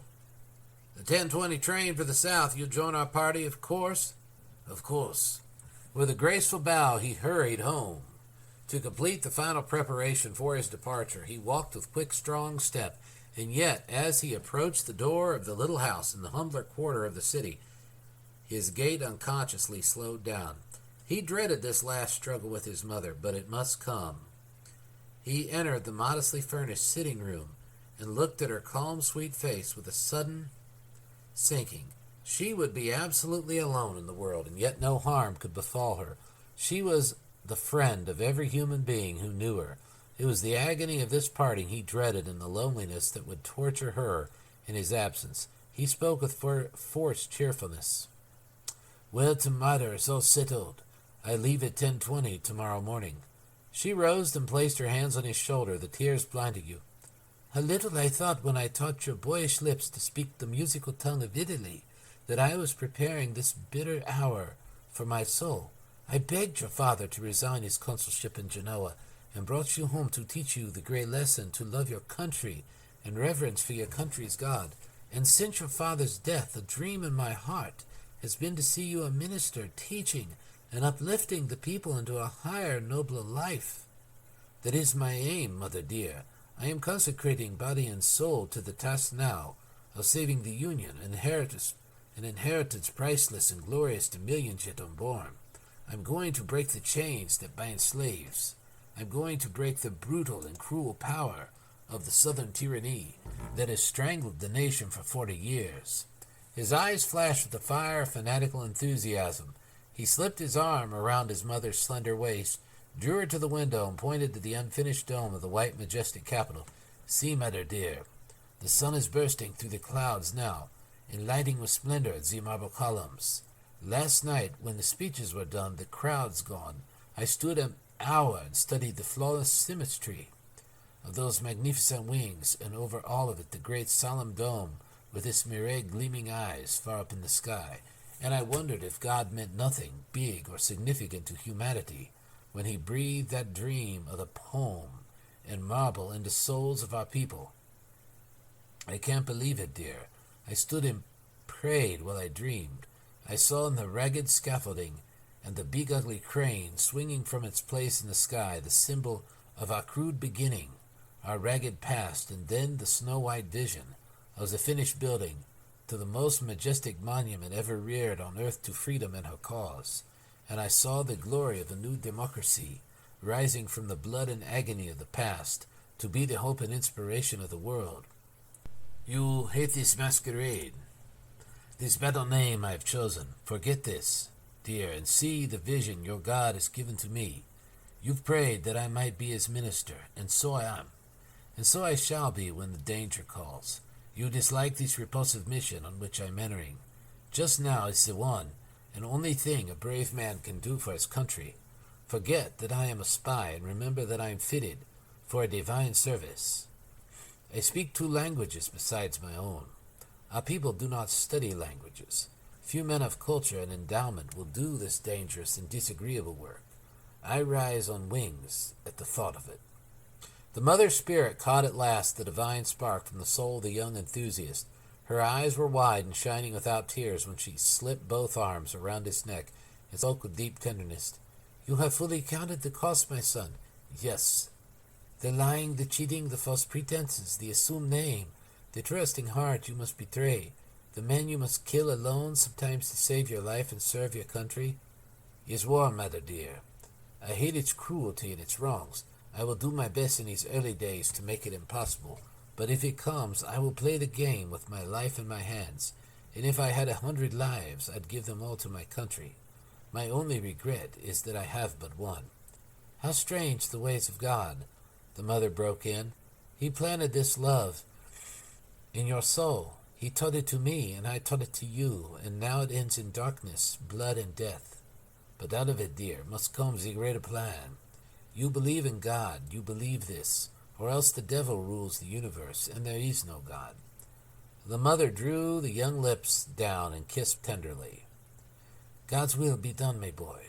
It's the bitterness of death to me, but I say it. End of Chapter 6.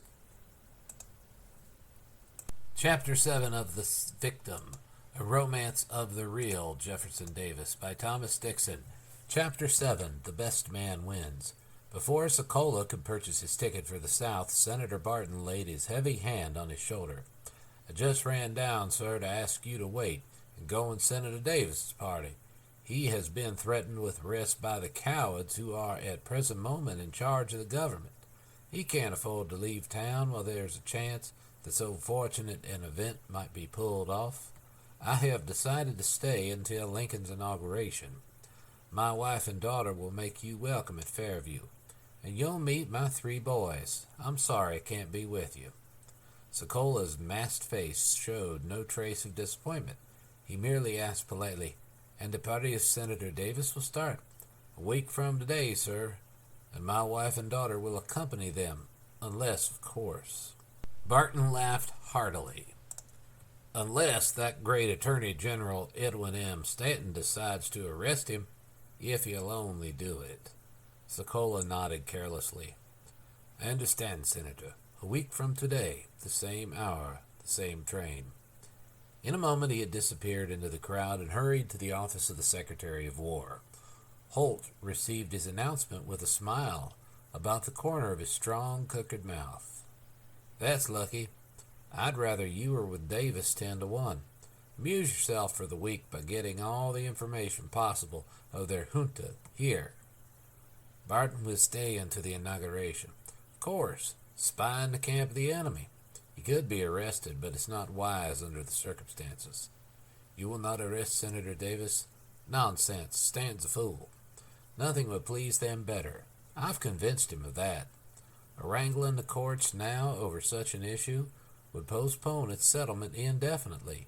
The Supreme Court of the United States has sustained the South on every issue that has been raised. The North is leading a revolution. The South is entrenched behind the law. They can't be ousted by the law. It can only be done by the bayonet. Holt paused and looked thoughtfully across the Potomac. Report to me daily. Sokola silently saluted and left the office with his first feeling of suspicion and repulsion for his chief. He didn't like the blunt, brutal way this Southern Democrat talked. He couldn't believe his honesty. Beneath those bushy eyebrows burned a wolf's hunger for office and power. On the surface, he was loyal to the Union. He wondered if he were not in reality playing a desperate waiting game, ready at the moment of the crisis to throw his information to either side. The air of Washington reeked with suspicion and double dealing. "Oh, my country," he murmured bitterly, "if ever true men were needed." He strolled through the street on which Senator Davis and Barton lived directly opposite each other. He would call on Jenny and express his regret that their party had been postponed. At the door, he changed his mind. Too much attention at this stage of the game would not be wise. He passed on, glancing at the distinguished-looking group of men who were emerging from the Davis door. He wondered what was going on in that house. It seemed impossible that Davis should be the leader of a Southern rebellion. Clay or Toombs, yes. But this man with the blood-marked history of devotion to the Union? This man with his proud record of constructive statesmanship as Senator and Secretary of War? It seemed preposterous. Could he have heard the counsel Davis was giving at that moment to the excited men who made his unpretentious house their Mecca, he would have been still more astonished. For 6 days and nights, with but a few hours snatched for sleep, he implored the excited leaders of the Southern opinion to avoid violence and be patient. The one note of hopefulness in his voice came with the mention of the new president-elect, Abraham Lincoln. "Mr. Lincoln is a man of friendly, moderate opinions personally," he persistently advised. "He may be able to surround himself with a council of conservative men who will use their power to hold back the radical wing of his party and keep it in check until, by delay, we can call a convention of all of the states and in this National Assembly find a solution short of bloodshed. We must try. We must exhaust every resource before we dream of war. We must accept war only when it is forced upon us by our enemies." By telegrams and letters to every Southern leader he knew, he urged delay, moderation, postponement of all action. The week passed, and the cabinet of Buchanan had not dared to accept the Southern leader's challenge to arrest and trial. The Davis party had found their seats in the train for the South. Sokola strolled the platform alone, waiting without sign of interest for the hour of departure. Dick Welford arrived 5 minutes before the train left and extended his hand to Jenny. "Forgive me, Jenny." With a bright smile, she clasped his hand. "Of course, Dick. I took your silly ravings too seriously." "No, I was a fool. I'll make up for it. I'll go over now and shake hands with the reptile if you say so." "Nonsense. You'll not do anything of the sort. He's nothing to me. He's the guest of the South, that's all." "Honest now, Jenny, you don't care for any other fellow?" "Nor for you either," she laughed. "Of course, I know that, but I can keep on trying, can't I?" "I don't see how I can prevent it." Dick grinned good-naturedly, and Jenny laughed again. "You're in for a siege with me, I'll tell you right now." "It's a free fight, Dick. I'm indifferent to the results." "Then you don't mind if I'll win?" "Not in the least. At the present moment, I'm a curious spectator, that's all." "Lord, I wish I were going with you." "I wish so, too." "Honest, Jenny?" "Cross my heart." Dick laughed aloud. "Say, I'll tell you what I'm going to do." "Yes." "If Virginia don't secede in 10 days, I will. I'll resign my job here with old Hunter and join the Confederacy. I don't like this new clerkship business anyhow. Expect me in 10 days. Before Jenny could answer, he turned suddenly and left the car. At the end of the platform, he ran squarely into Sokola. He was about to pass without recognition, stopped on impulse, extended his hand. "Fine day, Signor." "Beautiful, Monsieur," was the smooth answer. Dick hesitated. "I'm afraid I was a little rude the other day. No offense, I'm sure, Mr. Welford." "Of course, you can guess I'm in love with Miss Barton." "I haven't speculated on that point." Sokola laughed. "Well, I've been speculating about you." "Indeed?" Yes, and I'm going to be honest with you. I don't like you. We're enemies from today, but I'll play the game fair and may the best man win. The two held each other's eyes steadily for a moment, and Sokola's white teeth flashed. The best man wins, monsieur. End of Chapter 7. Chapter 8 of The Victim, A Romance of the Real Jefferson Davis by Thomas Dixon. Chapter 8, The Storm Center. Sokola hastened, through Jenny, to cultivate the acquaintance of Senator Davis. "You'll be delighted with Mrs. Davis, too," the girl informed him with enthusiasm. "His second love affair, you know. This time, late in life, he married the young, accomplished granddaughter of Governor Howe of New Jersey. Their devotion is beautiful." The train had barely pulled out of the station before Sokola found himself in a delightful conversation with the senator. To his amazement, he discovered that the Southerner was a close student of European statesmanship and well informed on the conditions in modern Italy.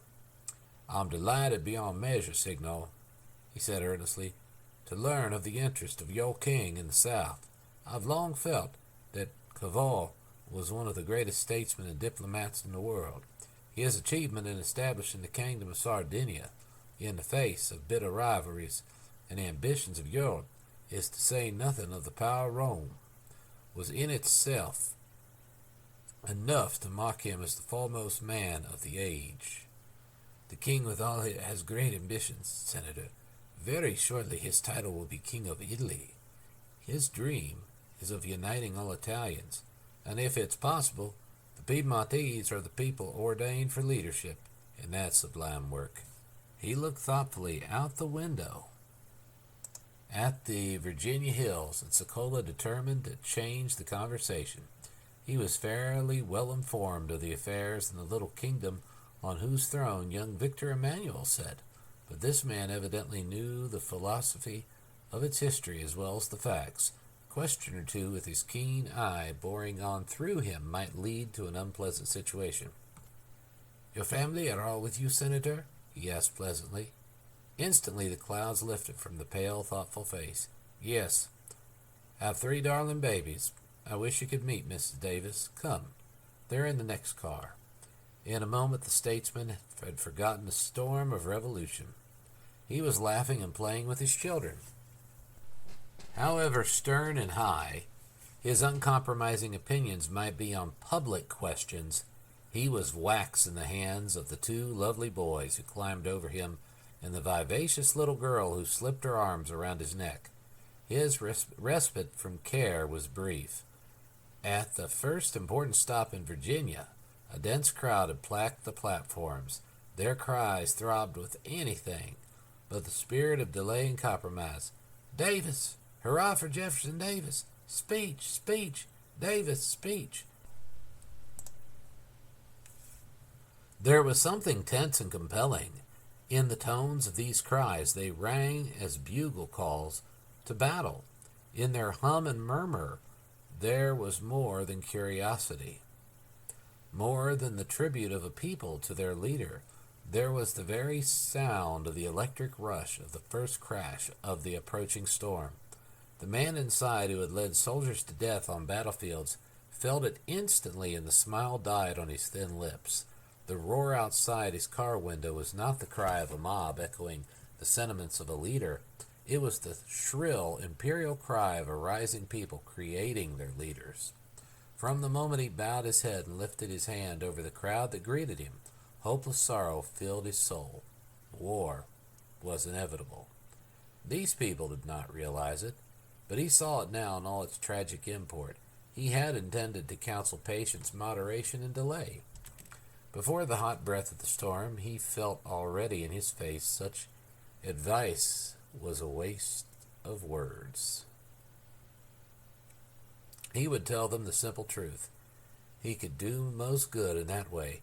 These fiery, impulsive Southern people were tired of argument, tired of compromise, and tired of delay.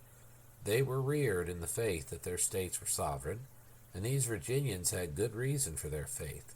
The bankers of Europe had but yesterday refused to buy the bonds of the United States government unless countersigned by the state of Virginia. These people not only believed in the sovereignty of their states and their right to withdraw from the Union when they saw fit, but they could not conceive the madness of the remaining states attempting to use force to hold them. They knew, too, that millions of Northern voters were as clear on that point as the people of the South. Their spokesman, Horace Greeley, in the New York Tribune, had said it again and again. If the Southern states are mad enough to withdraw from the Union, they must go. We cannot prevent it. Let our erring sisters go in peace. The people before him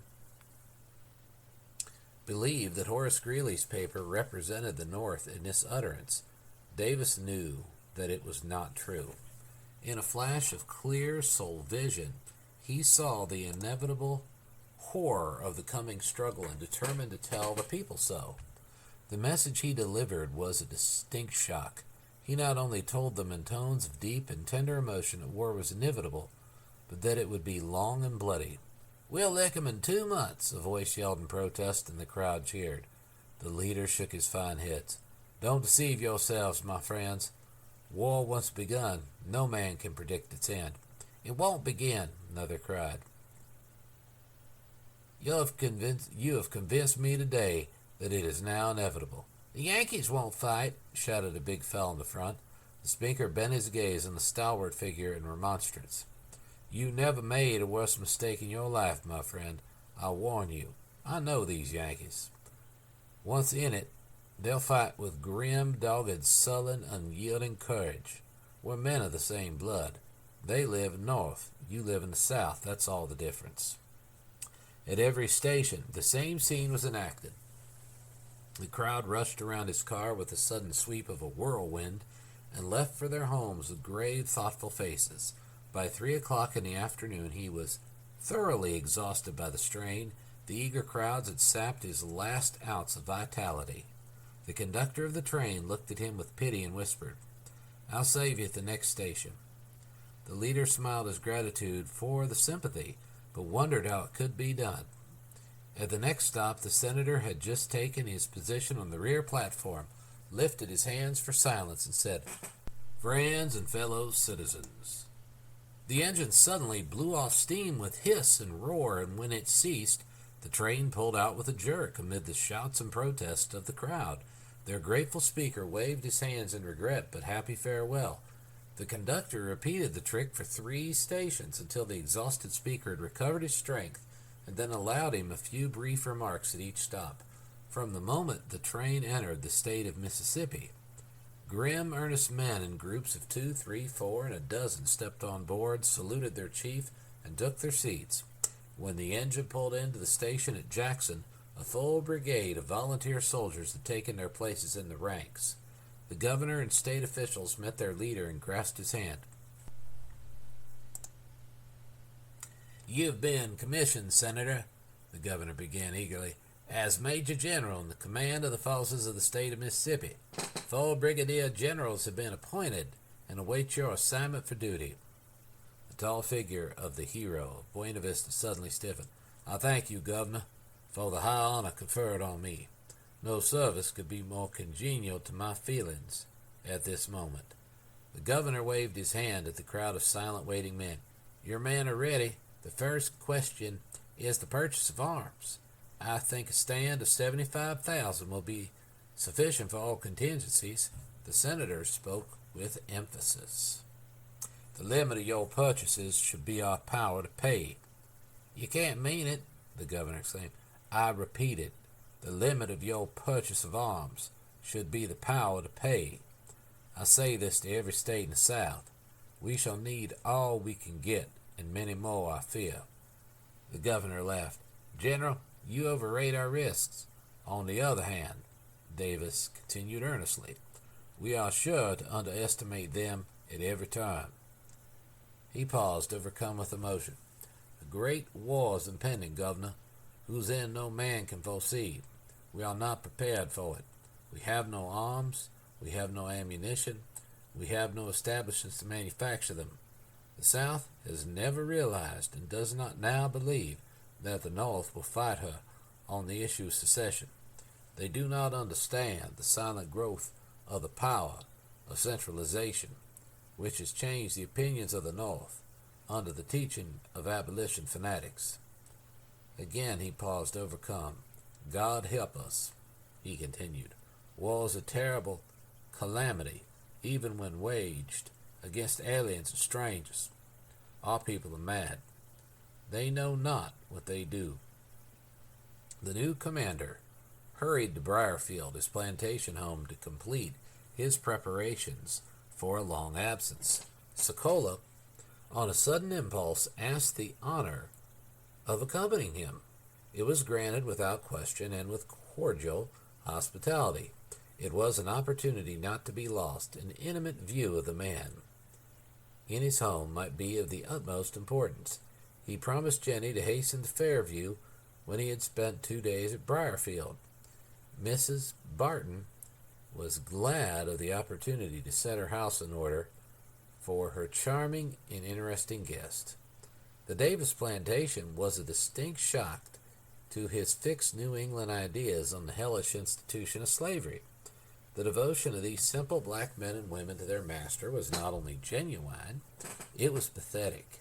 He had never before conceived the abject depths to which a human being might sink in contentment with chains. And he had come to break chains? These poor ignorant blacks kissed the hand that bound them and called him their best friend. The man they called master actually moved among them, a minister of love and mercy. He advised the Negroes about the care of their families and long absences. He talked as a Hebrew patriarch to his children. He urged the younger men and women to look after the old and helpless. He was particularly solicitous about Bob, the oldest man on the place. Over and over again he enumerated the comforts he thought he might need and made provisions to supply him. He sent him enough cochino flannel for his rheumatism to wrap him 4-ply deep. For Rena, his wife, he ordered enough flannel blankets for 2 families. "Is there anything you can think of, Uncle Bob?" he asked kindly. The old man scratched his gray head and hesitated, looked into his master's face, and smiled and said, "I like one of them rocking chairs out in the big house, Master Jeff, yassa. Of course, you shall have it. Come right up, you and Rina, and you pick out the 2 you like best." With suppressed laughter, Sokola watched the old Negroes trying each chair in the hallway and finally selecting the 2 best rockers in the house. The Southern leader was obviously careworn and unhappy. Sokola found his heart unconsciously going out to him in sympathy. Assuming carefully his attitude of foreign, detached interest, the young man sought to draw him out. "You have given up all hope of adjustment and reunion with the North?" he asked. "No," was the thoughtful reply. "Not until the first blood is spilled." "Your people must see, Senator, that secession will imperil the existence of their 3,000 millions of dollars invested in their slaves." "Certainly they see it," was the quick answer. "Slavery can never survive the first shot of the war, no matter which side wins. If the North wins, we must free them, or else maintain a standing army on our border for all times. It would be unthinkable. Rivers are bad boundaries. We could have no other. Fools have said, and will continue to say, that we are fighting to establish a slave empire.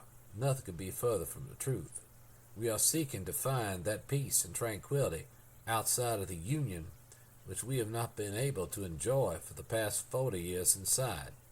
If the Southern states enact a constitution of their own, they will merely reaffirm the constitution of their fathers with no essential change. The North is leading a revolution, not the South. Not one man in 20 down here owns a slave. The South would never fight to maintain slavery. We know that it is doomed. We simply demand, as the sons of the men who created this republic, equal rights under its laws. If we fight, it will be for our independence as free men, that we may maintain those rights." "I must confess, sir," Sokola replied with carefully modulated voice, "that I fail to see, as a student from without, why, if slavery is doomed and your leaders realized that fact, a compromise without bloodshed would not be possible. If slavery were the only issue, it would be possible. Although as a proud and sensitive people, we propose to be the judge of the time when we see fit to emancipate our slaves. Abolition fanatics, whose fathers sold their slaves to us, can't dictate to the South on such a moral issue. I see. Your pride is involved. Not merely pride, or self-respect. In 1831, before the Northern abolitionists began their crusade of violence, there were 104 abolition societies in America, 98 of them in the South and only 6 in the entire North. But the South grew rich. At the bottom of the whole trouble lies the issue of sectional power. New England threatened to secede from the Union, and we added the territory of Louisiana to our domain, out of which we have carved 7 great states. Slavery at that time was not an issue. Sectional rivalry and sectional hatred antedates our fight against England for freedom. Washington was compelled to warn his soldiers when they entered New England to avoid the appearance of offense. The governor of Massachusetts refused to call on George Washington, the first president of the Union, when he visited Boston. And mark you, back of the sectional issue looms a vastly different one. Whether the Union is a republic of republics or a centralized empire. The millions of foreigners who have poured into the North from Europe during the past 30 years, until their white population outnumbers ours 4 to 1, know nothing and care nothing about the Constitution of our fathers. They know nothing and care nothing for the principles on which the Federal Union was founded. They came from empires. They think as their fathers thought in Europe, and they are driving the sons of the old revolution in the North into the acceptance of the ideas of centralized power. If this tendency continues, the President of the United States will become the most autocratic ruler of the world. The South stands for the sovereignty of the states as the only bulwark against the growth of this irresponsible centralized despotism. The Democratic Party of the North, thank God, yet stands with us on that issue. Our only possible hope of success in case of war lies in this fact. Sokola suddenly started. Quite so, I see. The North may be divided. The South will be a unit. Exactly. They'll fight as one man if they must. The longer Sokola talked with this pale, earnest, self-poised man, the deeper grew the conviction of his utter sincerity, his singleness of purpose, his pure and lofty patriotism. His conception of the man and his aims had completely changed, and with this change of estimate came the deeper conviction of the vastness of the tragedy toward which the nation was being hurled by some hidden, resistless power. He had come into the South with a sense of moral superiority and the consciousness not only of the righteousness of his cause, but the certainty that God would swiftly confound the enemies of the Union. He had walked with a shock to the certainty that they were entering the arena of the mightiest conflict of the century. He girded his soul anew for the role he had chosen to play. The character of this Southern leader held for him an endless fascination. It was part of his mission to study him, and he lost no opportunity. The greatest surprise he received during his stay was the day of election of the president at Montgomery. He had expected to be present at this meeting of the Southern Convention, but hearing that it would be held behind closed doors, he had decided on his visit to Briarfield. A messenger dashed up to the gate, sprang from his horse, hurried into the garden, thrust a telegram into the senator's hands. He opened it without haste and read it slowly. His face went white, and he crushed the piece of paper with a sudden gesture of despair. For a moment he forgot his guest. His head was raised as if in prayer, and from the depths came an agonizing cry of a soul in mortal anguish. Lord God, if it be possible, let this cup pass from me. A moment of dazed silence, and he turned to Sokola. He spoke as a judge, pronouncing his own sentence of death. His voice trembled with despair, and his lips twitched with pitiful suffering. I have been elected president of the Southern Confederacy. He handed the telegram to Sokola, who scanned it with thrilling interest. He had half expected this announcement from the first. What he could not dream was the remarkable way in which the Southern leader would receive it. You are a foreigner, Signor. I may be permitted to speak freely with you. You are a man of culture and sympathy, and you can understand me. As God is my judge, I have neither desired nor expected disposition. I took particular pains to forestall and make it impossible, but it has come. I am not a politician. I have never stooped to their tricks. I cannot lie and smile and bend to low chicanery. I hate a fool, and I cannot hedge and trim and be all things all men. I've never been a demagogue. I'm too old to begin. Other men are better suited to this position than I. He paused, overcome. Sokola studied him with surprise. Permit me to say, sir, he ventured disinterestedly, that such a spirit is evidence that your people have risen to the occasion, and that their choice may be an inspiration. The leader's eyes suddenly pierced his guest. God only knows what's best. It may be his hand. It may be that I must bow to his will. Again he paused and looked wistfully at Sokola's youthful face. You are young, Signor. You do not know what it is to yield the last ambition of life.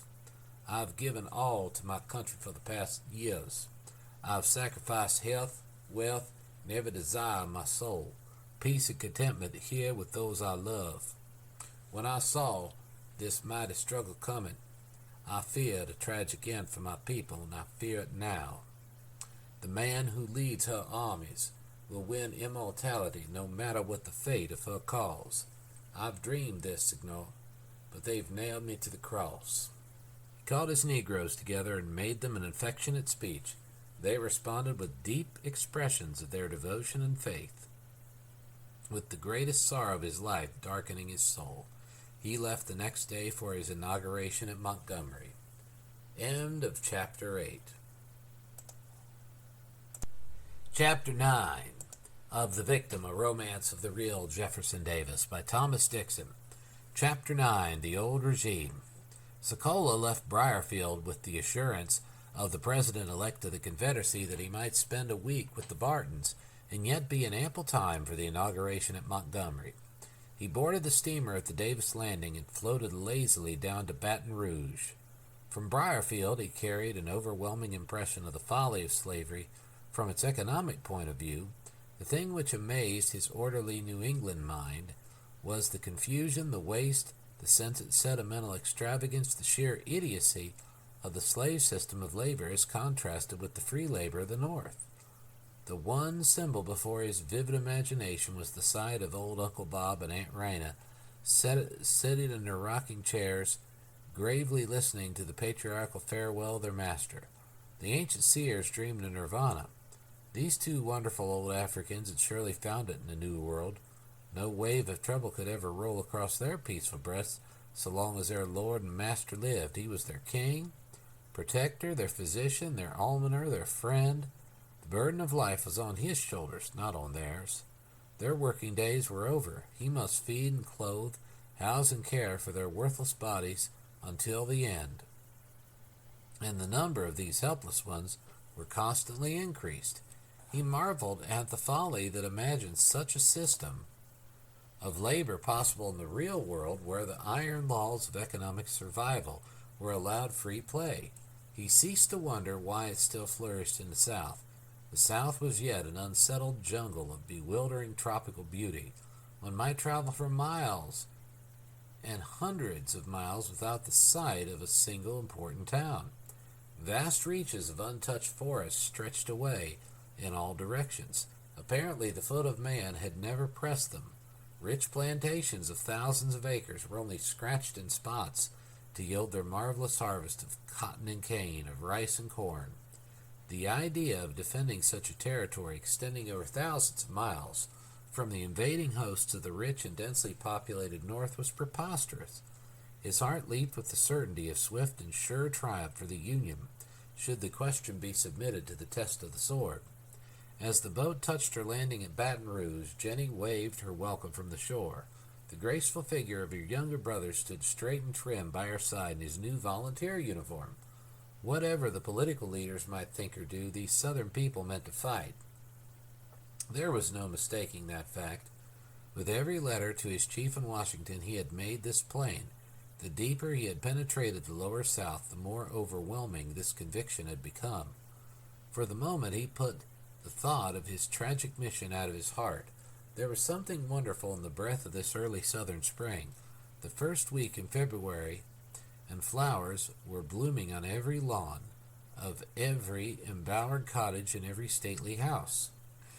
The songs of birds, the hum of bees, the sweet languor of the perfumed air found his inmost soul. The snows lay cold and still and deathlike over the northern world. This was fairyland. And the Bartons' home on the banks of the river was the last touch that completed the capture of his imagination. Through a vista of overhanging boughs he caught the flash of its white-fluted pillars in the distance. The broad verandas were arched with climbing roses. In the center of the sunlit space in front was a fountain played in the splash of its cooling waters, keeping time to the sound of mockingbirds and shrubs and trees. In the spacious grounds which swept to the water's edge, more than 1,000 magnificent trees spread their cooling shade. The white rays of the southern sun shot through them like silver threads and glowed here and there in the changing, shimmering splotches on the ground, and everywhere the grinning faces of slowly moving Negroes. The very rhythm of their lazy walk seemed a part of the landscape. This fairy world belonged to his country. His heart went out in renewed devotion. Not one shining southern star should ever be torn from her diadem. He swore it. For 3 days he bathed in the beauty and joy of a southern home. He saw but little of Jenny. The boys absorbed him. They were eager for news. They plied him with 1,000 questions. Tom was going to join the Navy, Jimmy and Billy the Army. Would the United States Army stand by the old flag? Tom asked with painful eagerness. Sokola was noncommittal. As a rule, the sailor is loyal to the flag of his ship. It's the symbol of his home, his country, all that he holds dear. That's so too, Tom answered thoughtfully. Well, we'll build a navy. We built the old one. We can build a new one. Last night he spent at Fairview was one never to be forgotten. It gave him another picture of the old regime. They sat on the great pillared front porch looking out on the silvery surface of the moonlit river. Jenny's grandfather, Colonel James Barton, a stately man of 85 who had led a regiment with Jefferson Davis in the Mexican War, though at the time long past the age of military service, honored them with his presence to a late hour. His eyes were failing, but his voice was stentorian. His tones had been developed to even deeper power during the past 10 years owing to the deafness of his wife. This beautiful old woman sat softly rocking beside the colonel, answering in gentle monosyllables the question he roared into her ears. To escape the volume of the colonel's conversation, Sokola asked Jenny to walk beside the river's edge. They sat down on a bench, perched high on the bluff, which rose abruptly from the water at the lower end of the grounds. The scene was one of memorable beauty. He laughed at the folly of his schemes to learn the inner secrets of the South. These people had no secrets. They wore their hearts on their sleeves. He had only to ask a question and receive the answer direct without reserve. Your 3 brothers will fight for the South, of course, Miss Jenny. Of course. I only wish I were a man. You have an older brother in New Orleans, I believe. Yeah, Judge Barton, yes. He too will enter the army? The girl drew a deep breath and hesitated. He says he will not. He is bitterly opposed to my father's views. Sokola's eyes sparkled. He is for the Union, then? Yes. He is a man of decided views and character, I take it. Yes, as firm and unyielding to his position as my father on the other side. You'll be very bitter towards him if war should come. Bitter? A little sob caught her voice. He's my big brother. I love him. It would break my heart, that's all, but I'll love him anyway. Her tones were music, her loyalty to her own so sweet in its simplicity, so utterly charming. He opened his lips to speak the first words to test her personal attitude toward him. A flirtation would be delightful with such a girl, and Mr. Dick Welford was a fearful temptation. He put the thought out of his heart. She was too good and fine to be made a pawn in such a game. Besides, it was utterly unnecessary. He had gotten exactly the information about this older brother in New Orleans that he desired, and sat in brooding silence. Jenny rose suddenly. "Oh, I forgot. I must go in. My maids are waiting for me. I have an affair to settle between them before they go to bed." Sokola accompanied her to the door and turned again on the lawn to enjoy the white glory of the southern moon. The lights were still twinkling in the long rows of Negro cabins that lined the way to the overseer's house. Through the shadows of the trees he could see the dark figures in the doorways of their cabins, silhouetted against the lighted candles in the background. He strolled leisurely into the lower hall. The door of the library was open. He paused at the scene within. A group of 4 little Negro girls surrounded Jenny. She was reading the Bible to them. "Can't you say your prayers tonight?" the young mistress asked. The kinky head shook emphatically. Lucy couldn't say hers with Amy, 'cause she ain't got no brother and sister to pay for. Maggie couldn't say hers with Mandy, 'cause she ain't got no mother and father. So each repeated her prayer alone and stood before their little mistress, who sat in judgment on their day's deeds. Lucy had jabbed a carving knife into Amy's arm in a fit of temper. Her prayer had made no mention of this important fact. The judge gave a tender lecture on the need of repentance.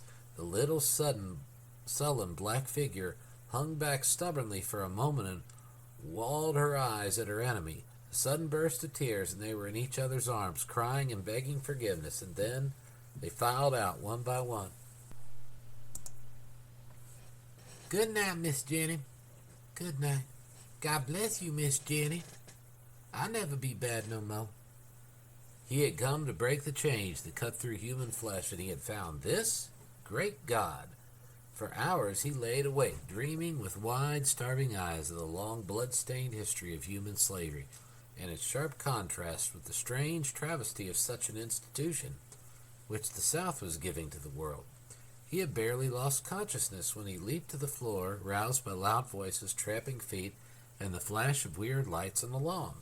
Growls and long calls echoed from point to point on the spacious grounds, hellos and echoing answers, and the tramp of many feet. Something horrible had happened. Sudden death, murder, war had broken out. A voice was screaming from the balcony aloft that sounded like the trumpet of the archangel calling at the end of time. He listened. It was old Colonel Barton yelling at the sleepy Negroes. In heaven's high name, what could they be doing? Sokola dressed hastily and rushed downstairs. Jenny and the boys appeared almost at the exact same moment. "What is it?" Sokola asked excitedly. "War has been declared? The slaves have risen?" Jenny laughed. No. Grandmama smells a smell. She thinks something's burning somewhere." "Oh." The whole place, houses, yard, grounds, outhouses, swarmed with bellowing Negroes.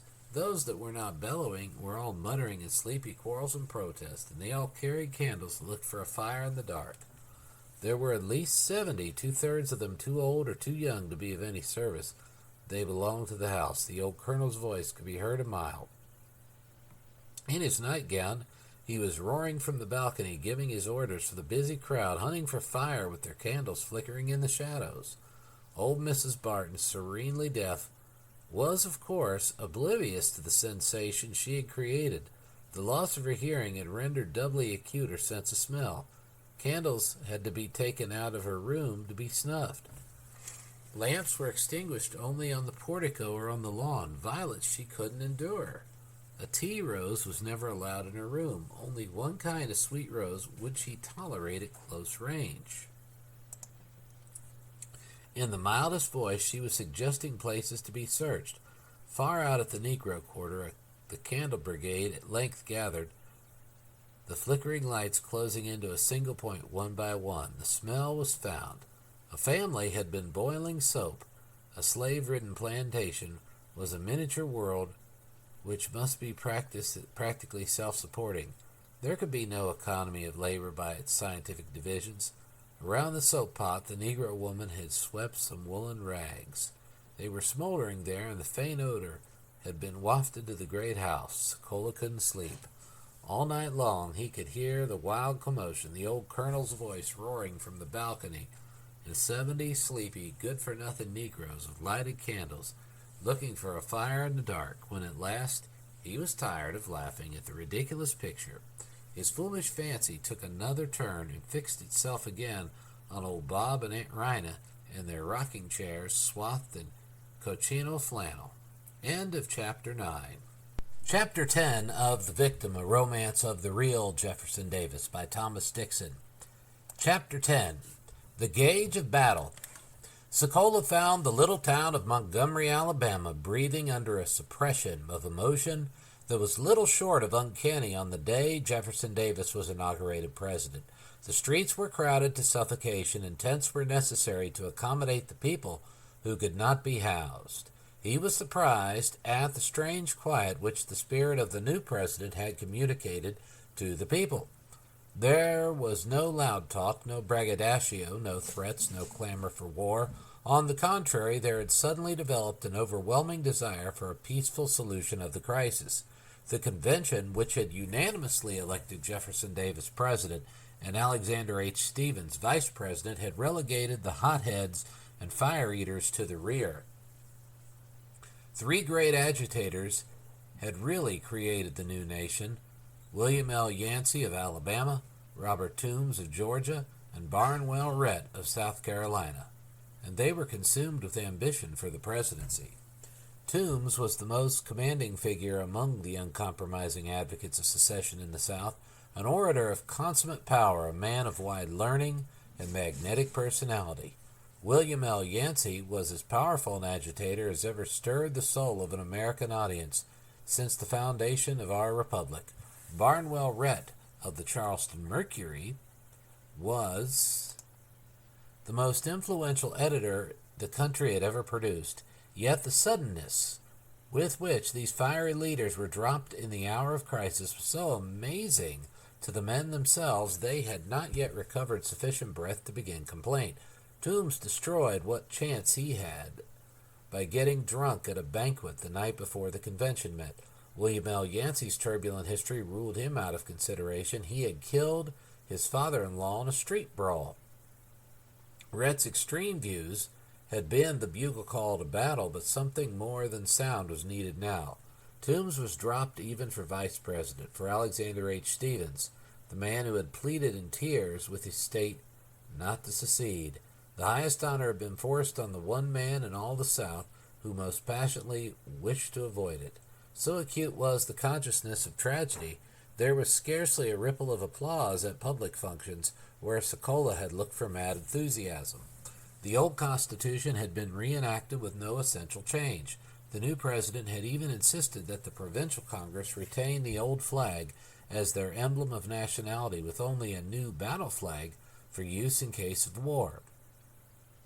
The Congress overruled him at this point with an emphasis which they meant as a rebuke to his tendency to cling to the hope of reconciliation. It was exactly 1 o'clock on Monday, February 18th, 1861, that Jefferson Davis rose between the towering pillars of the state capitol, Montgomery, and began his inaugural address. It was careful, moderate, statesmanlike, and a model of classic English. The closing sentence swept the crowd. It is joyous in the midst of perilous times to look thus upon a people united in heart, whose one purpose of high resolve animates and actuates the whole, where the sacrifices to be made are not weighed in the balance against honor and right, and liberty and equality. The cheer that greeted his appeal rose and fell again and again, the third time with redoubled power and enthusiasm. The president-elect stepped forward, placed his hand on the open Bible, and took the oath of office. As the last word fell from his white lips, cannon thundered a salute from the hill crest, and the great silk ensign of the South was slowly lifted by the hand of the granddaughter of President John Tyler.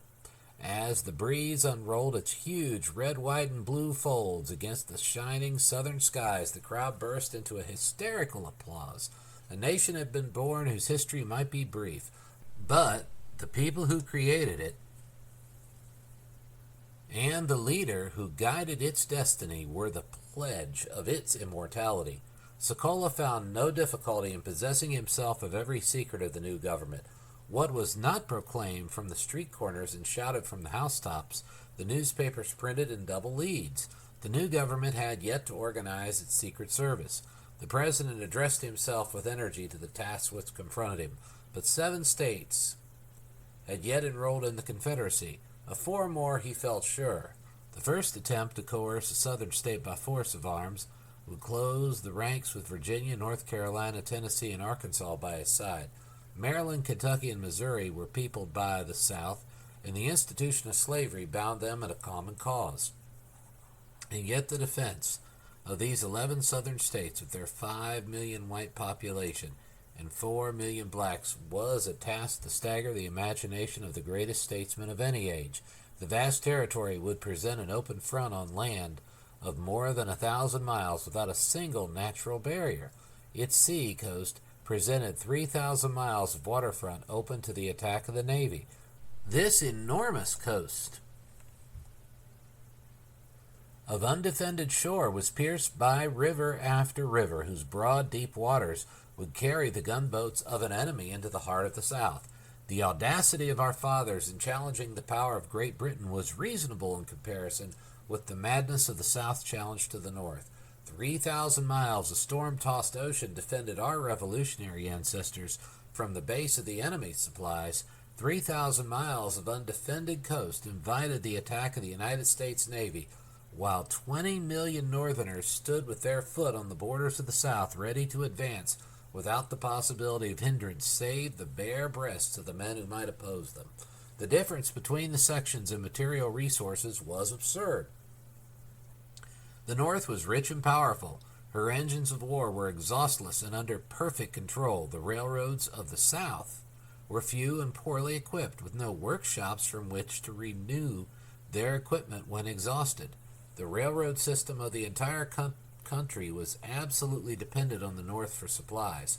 The Missouri River was connected with the northern seaboard by the finest system of railways in the world, with a total mileage of over 30,000. Its annual tonnage was 36 million and its revenue valued at 4,000 millions of dollars. The annual value of the manufacturers of the North was over 2,000 million, and their machinery was complete for the production of all of the materials of war. Her ships sailed every sea and could draw upon the resources of the known world. Her manufacturing power compared to the South was 500 to 1. No leader in the history of his race was ever confronted by such insuperable difficulties as faced Jefferson Davis. He had been called to direct the government of a proud, sensitive, jealous people thrown without preparation into a position which threatened their existence, without an army, without arms, or the means to manufacture them, without even powder, or the means to make it, or the material out of which it must be made, without a navy or a single shipyard in which to build one, and 3,000 miles of coast to be defended against a navy which had whipped the greatest maritime nation of the world. His genius must meet every difficulty and supply every want, or his confederacy would fall at the first shock of war. The one tremendous and apparently insuperable difficulty in the case of war was the lack of a navy. A navy could not be built in a day or a year or 2 years. Were the resources of the Confederacy boundless? These ships, the ships of war now in the possession of the United States, were of incalculable power in such a crisis. The South was cut in every quarter by navigable rivers. Many of their waters opened on northern interiors, accessible to the great workshops from which new gunboats could be built with rapidity and launched against the South. The Mississippi River, navigable for 1,000 miles, flowed through the entire breadth of the Confederacy, with its approaches and its mouth in the hands of the North. Both the Tennessee and the Cumberland rivers had their mouths open to northern frontiers and were navigable in midwinter for transports and gunboats, which could pierce the heart of Tennessee and Alabama. It is not to be wondered at, therefore, that the first purpose of the President of the Confederacy was to secure peace by all means consistent with public honor and the trust imposed on him by the people. His first official act was the dispatch of Confederate commissioners to Washington to treat for peace. The hope that they would be received with courtesy and consideration was a reasonable one. The greatest newspapers of the North were outspoken in their opposition to the use of arms against any state in the Union. The New York Tribune, the creator of Lincoln's party, led in this opposition to the use of force. The Albany Argus and the New York Herald were both equally emphatic. Governor Seymour of New York boldly declared in a great mass meeting his unalterable opposition to coercion. The Detroit Free Press suggested that a fire would be poured into the rear of any troops raised to coerce a state. It was already known that Mr. Lincoln would not advocate coercion in his inaugural. Stephen A. Douglas, leader of the millions of the Northern Democracy, offered a resolution in the Senate of the United States recommending the immediate withdrawal of the garrisons from all forts within the limits of the states which had seceded, except for those at Key West and the Dry Tortugas, needful for coaling stations. I proclaim boldly, declared the senator from Illinois, the policy of those with whom I act. We are for peace. Zakola reported to his chief in Washington that nothing was more certain than the Jefferson-Davis hoped-for reunion with guarantees against aggression by the stronger section of the Union. Buchanan had agreed to receive the Southern commissioners and sent a message to Congress announcing their presence and their overtures. The commissioners found Washington seething with passion and trembling with excitement. Buchanan had collapsed in terror, fearing each hour to hear that his home had been sacked and burned at Wheatland. But the Southern leaders' hopes of peaceful settlement was based on a surer foundation than the shattered nerves of the feeble old man in the White House. Joseph Holt, the Secretary of War, was a Southern Democrat born in Kentucky and from the state of Mississippi. Holt had called on Davis in Washington and assured him of his loyalty to the South and her people.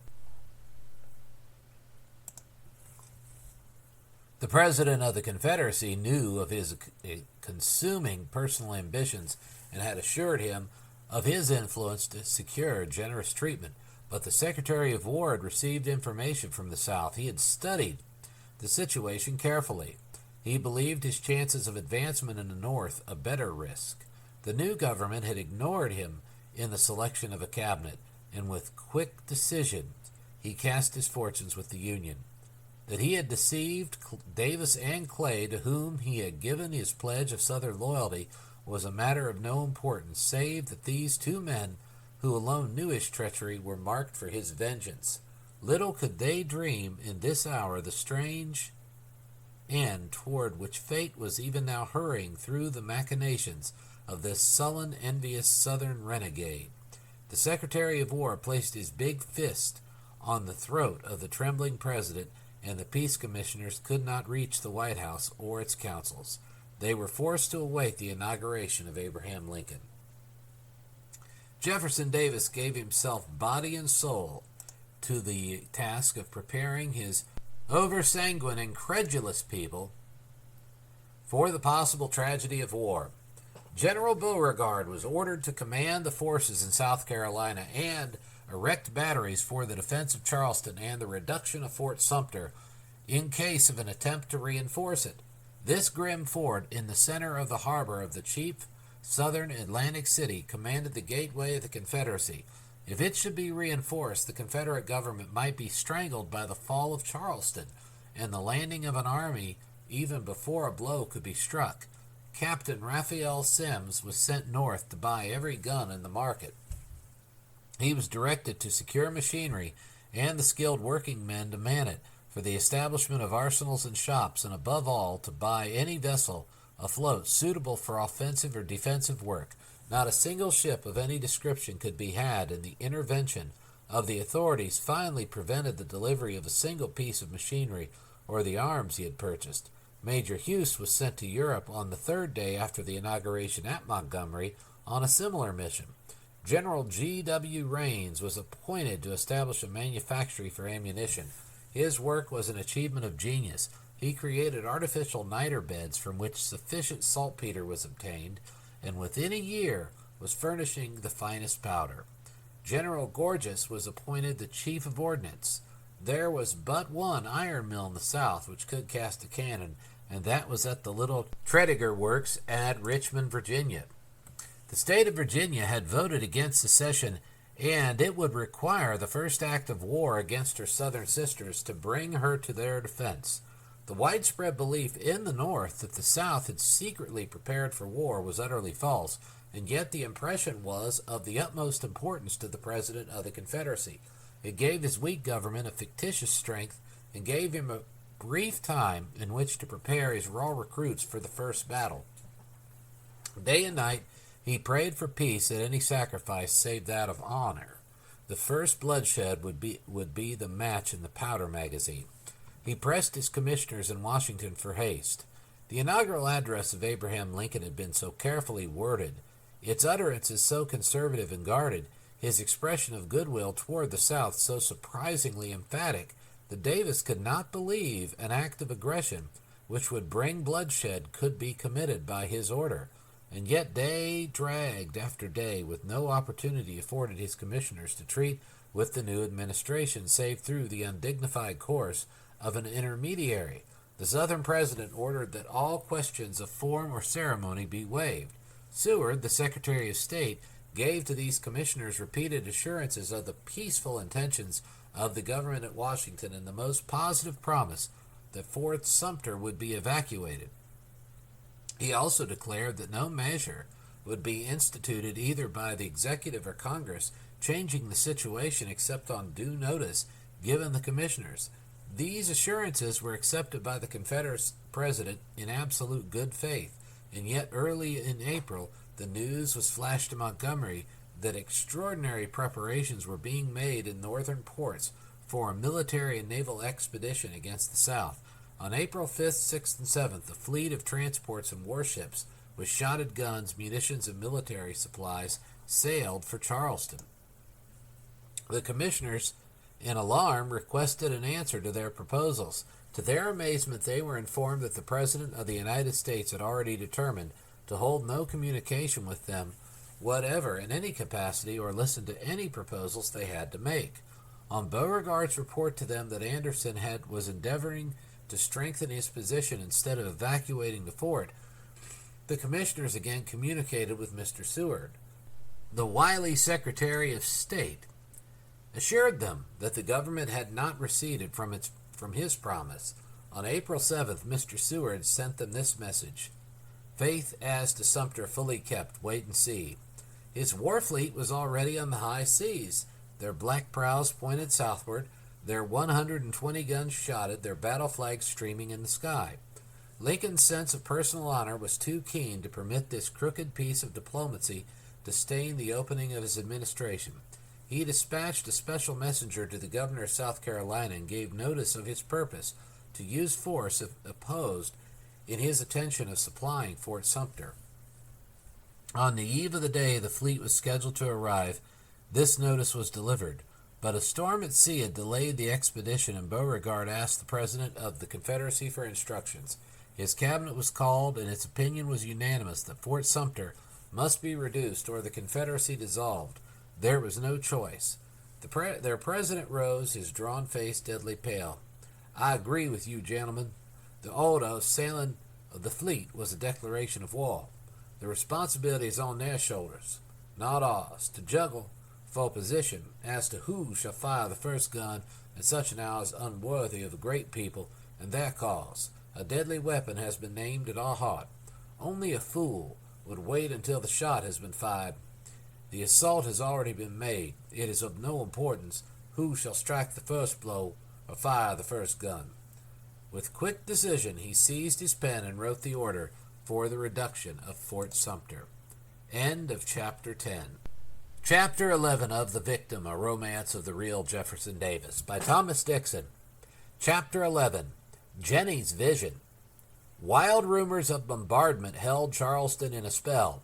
Jenny Barton sat alone on the roof of her aunt's house at 2 o'clock on the morning of April 13th. The others had gone to bed, certain that the rumors were false. She had somehow felt the certainty of the crash. Seated beside the brick coping of the roof. She leaned the strong little chin in her hands, waited and watched. Lights were flickering around the shore batteries, like fireflies winking in the shadows of the deep woods. Her 3 brothers were there. She might look on their dead faces tomorrow. Her father had rushed to Charleston from Washington at the first news of the sailing of the fleet. He had begged and pleaded with General Beauregard to reduce the fort immediately, with or without orders from Davis. For God's sake, use your discretion as commanding general and open fire. If this fleet reaches Sumter, the cause of the Confederacy is lost. Old Davis is too slow. He's still crying peace, peace, peace, when there is no peace. The war has begun. The general calmly shook his head and asked for instructions. Besides losing her brothers, she might be an orphan tomorrow. Her father was quite capable of an attack on Sumter without orders, and if the bombardment should begin, he would probably be roaming over the harbor from fort to fort, superintending the job under the guns of both sides. If Anderson does not accept the terms of surrender offered, he will be fired on at 4 o'clock. Jenny repeated the headlines of the Extra with a shiver. The chimes of St. Michael's struck 3. The minutes slowly dragged. The half-hour was sung through the soft, balmy air of the southern spring. Dick Welford, too, was behind one of those black guns on the shore. How handsome he had looked in his bright new uniform. He was a soldier from the crown of his blond head to the soles of his heavy feet. He had laughed at danger. She had liked him for that. He hadn't posed. He hadn't asked for sympathy or admiration. He just marched to his duty with the quick, firm steps of the man who means business. She was sorry now she hadn't told him how much she liked and admired him. She might not have another chance. "Nonsense, of course I will," she murmured with a toss of her brown head. A dog barked across the street, and a wagon rattled hurriedly over the cobblestones below. A rooster crowed for the day. She looked across the way, and a dark group of whispering women were huddled on a corner of the roof, their gaze fixed on Sumter. Another wagon rumbled heavily over the cobbles, and another and another. A blue light flamed from Fort Sumter, blinking at intervals. Anderson was signaling someone. To the fleet that lay on the eastern horizon beyond the bar, perhaps. The chimes of St. Michael's struck the fatal hour of 4.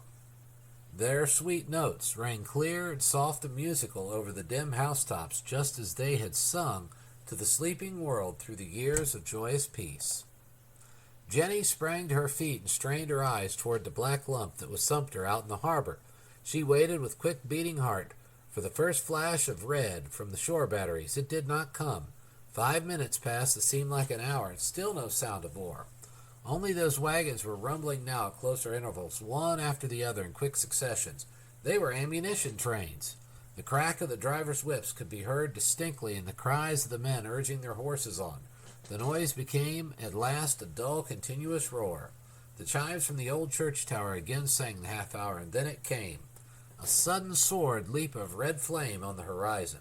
A shell rose in the sky, glowing in a pale, phosphorus trail, and burst into a flash of blinding flame over the dark lump in the harbor. The flash had illuminated the waters and revealed the clear outlines of the casements with their black mouths of steel gaping through the portholes. A roar of deep, dull thunder shook the world. Jenny fell on her knees with clasped hands and upturned face. Her lips were not moving, and no sound came from the little dry throat, but from the depths her heart rose, the old, old cry of love. "Lord, have mercy on my darling brothers and keep them safe. Let no harm come to them, and Dick, too, brave and strong." The house below was stirring with the rush of hurrying feet in the corridors and the clatter on the narrow stairs that led to the roof. They crowded to the edge and gazed seaward. The hum of voices came now from every house. Women were crying. Some were praying. Men were talking in low, excited tones. Jenny paid no attention to the people about her. Her eyes were fixed on those tongues of flame that encircled Sumter. Anderson was firing now, his big guns flashing their defiant answer to Beauregard's batteries. Jenny watched the lurid track of his shells with sickening dread. A man standing beside her in the gray dawn spoke. "We'll waste ammunition." The cannon boomed now with the regular throb of a great human pulse. The sobs and excited cries and prayers of women had become part of the weird scene. A young mother stood beside Jenny with a baby boy in her arms. He was delighted with the splendid display and the roar of the guns. He pointed his fingers to the circling shells and cried, "Ook, Mama, ook!" The mother made no answer. Only with her hungry eyes did she follow the tracks to the shore. Her mate was there. The baby clapped his hands and caught the rhythm of the throb and the roar of the cannon in his little voice. Boom, boom! The sun rose from the sea, a band of dull red fire glowing ominously through the haze of smoke that hung in the sky. Hour after hour the guns pealed, the windows rattled, and the earth trembled. Couriers were dashing into the city with reports from the batteries. Soldiers were marching through the streets. It was reported that the men from the fleet would attempt a landing. The women rushed to the little iron balcony and watched the troops marching to repel them. In the first line, Jenny saw the tall figure of Dick Welford. He gazed upward, lifted his cap, and held it steadily in his hand for 4 blocks until they turned and swept out of sight. Jenny was leaning on the rail with tear-dimmed eyes. "I wonder why that soldier took his hat off," her aunt asked. "Yes, I wonder," was the soft answer. By 3 o'clock it was known that not a man had been killed at either of the shore batteries, and a woman began to smile and breathe once more. The newsboys were screaming an extra. Jenny hurried into the streets and bought one. In big black headlines she read, "Richmond and Washington ablaze with excitement. The North wild with rage. Virginia and North Carolina arming to come to our rescue."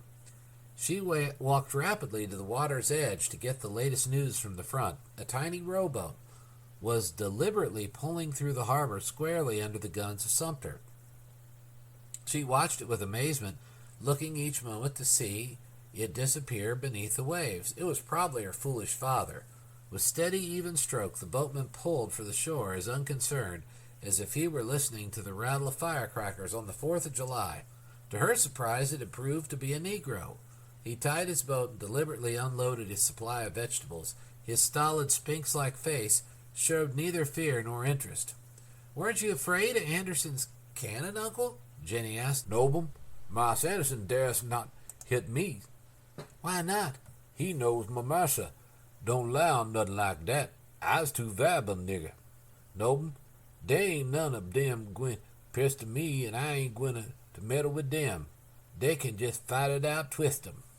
Through the long night, the steady boom of cannon and the stream of shells from the shore.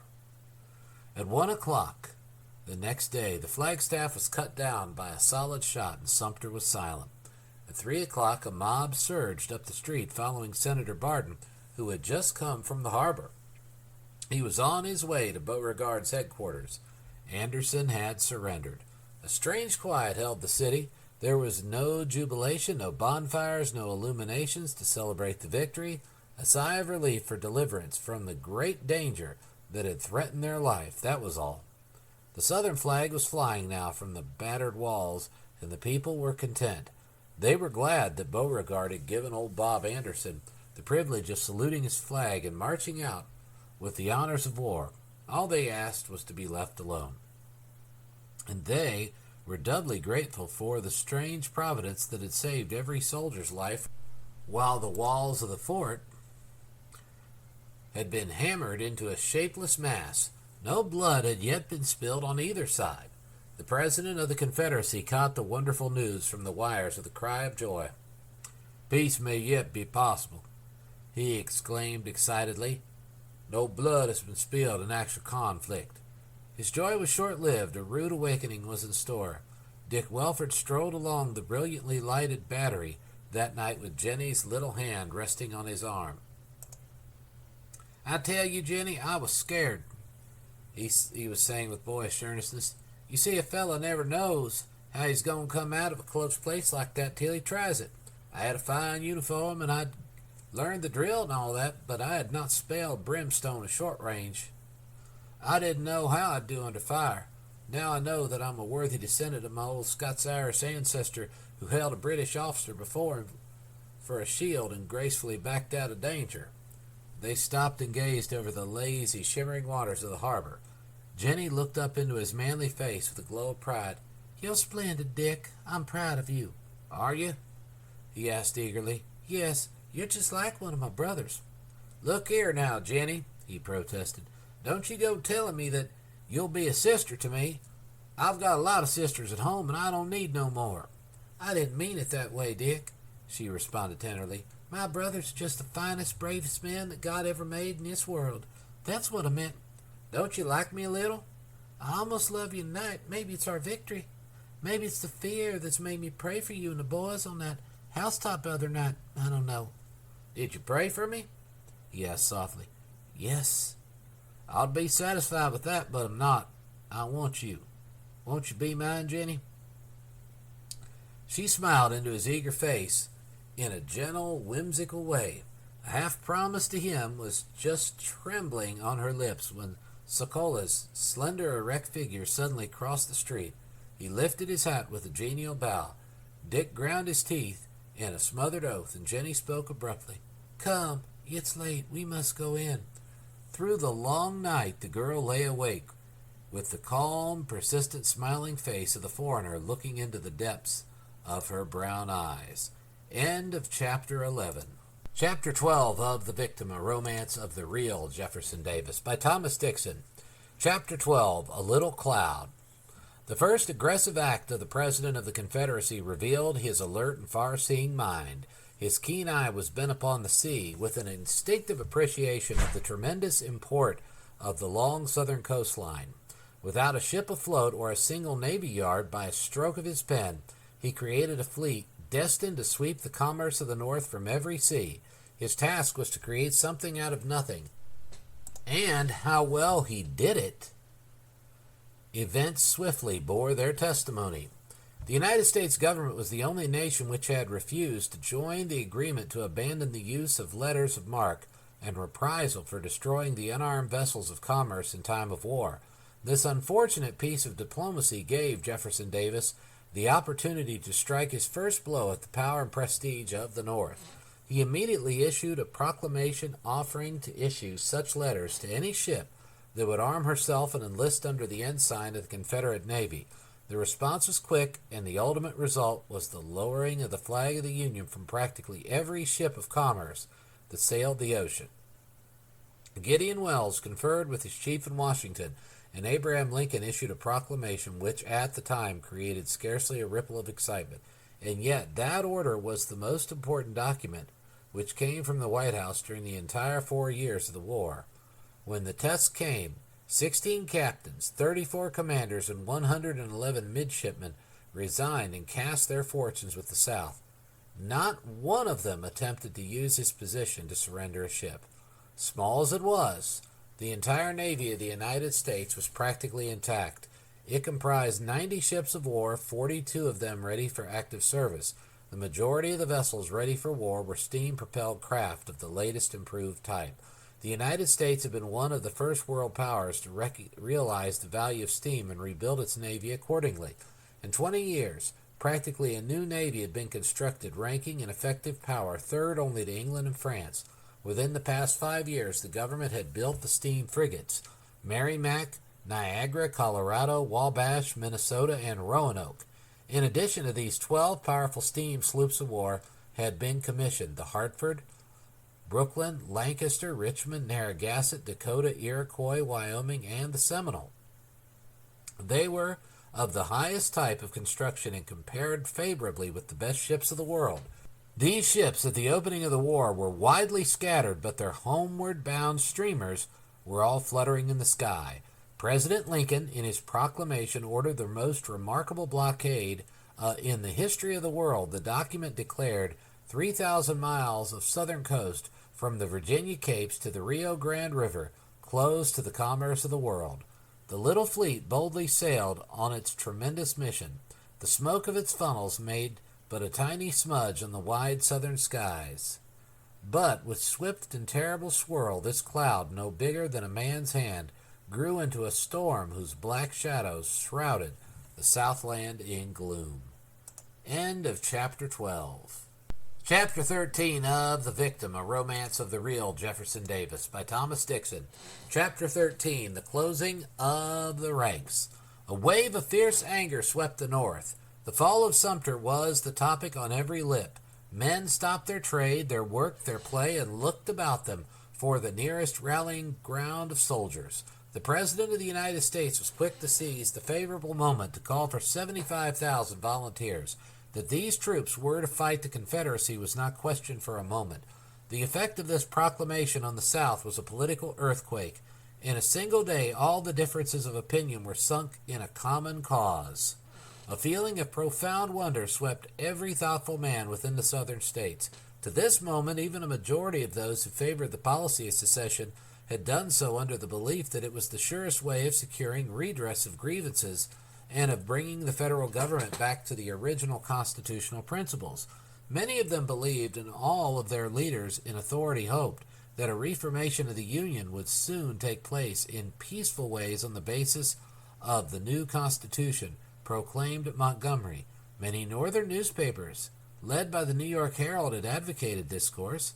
The hope of the majority of the Southern people was steadfast that the Union would thus be continued and strengthened and made more perfect than it had been in 1789 after the withdrawal of 9 states from the old Union by the adoption of the Constitution of 1787.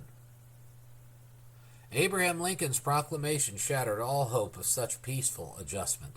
Thousands of the best men in Virginia and North Carolina had voted against secession. Not one of them, in the face of this proclamation, would dispute longer with their brethren. Whatever they might think about the expediency of withdrawing from the Union, they were absolutely clear on 2 points. The President of the United States had no power under the charter of our government to declare war. Congress only could do that. If the Cotton States were out of the Union, his act was illegal because the usurpation of supreme power. If they were yet in the Union, the raising of an army to invade their homes was a plain violation of the Constitution.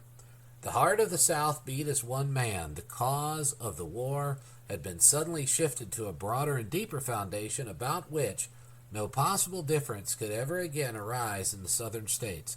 The demand for soldiers to invade the South was a bugle call to Southern manhood to fight for their liberties and defend their homes. It gave even to the staunchest Union men of the Old South the overt act of an open breach of the Constitution. From the moment Abraham Lincoln proclaimed a war without the act of Congress, from that moment he became a dictator and a despot who deliberately sought to destroy their liberties. The cause of the South not only meant the defense of their homes from foreign invasion, it became a holy crusade for the reestablishment of constitutional freedom. Virginia immediately seceded from the Union by the vote of the same men who had refused to secede but a few weeks before. The old flag fell from the staff on her capital, and a new symbol of Southern unity was unfurled in its place. As if by magic, the new flag fluttered from every hill, housetop, and window, while crowds surged through the streets, shouting and waving it aloft. Cannon boomed its advent, and cheering thousands saluted it. A great torchlight parade illuminated the street on April 19th. In this procession walked the men who a week ago had marched through Franklin Street waving the old flag of the Union and shouting themselves hoarse in their determination to uphold it. They had signed the ordinance of secession with streaming eyes, but they signed it with firm hands and sent their sons to the muster fields next day. Augusta County, a Whig and Union center, and Rockingham, an equally strong Democratic Union county, each contributed 1,500 soldiers to the new cause. Women not only began to prepare the equipment for their men, but many of them began to arm and practice themselves. Boys from 10 to 14 were daily drilling. In Petersburg, 300 free Negroes offered their services to fight or ditch and dig. The bitterness of the answers of the Southern governors of the border states, yet in the Union, amazed the President at Washington. His demand for troops was refused in tones of scorn and defiance. Governor Magoffin of Kentucky replied, "The state will furnish no troops for the wicked purpose of subduing her sister Southern states." Governor Harris telegraphed from Nashville, "State of Tennessee will not furnish a single man for coercion, but 50,000 if necessary for the defense of her rights." The message of Governor Ellis of North Carolina was equally emphatic. "I will be no party to this wicked violation of the laws of our country and to this war upon the liberties of a free people."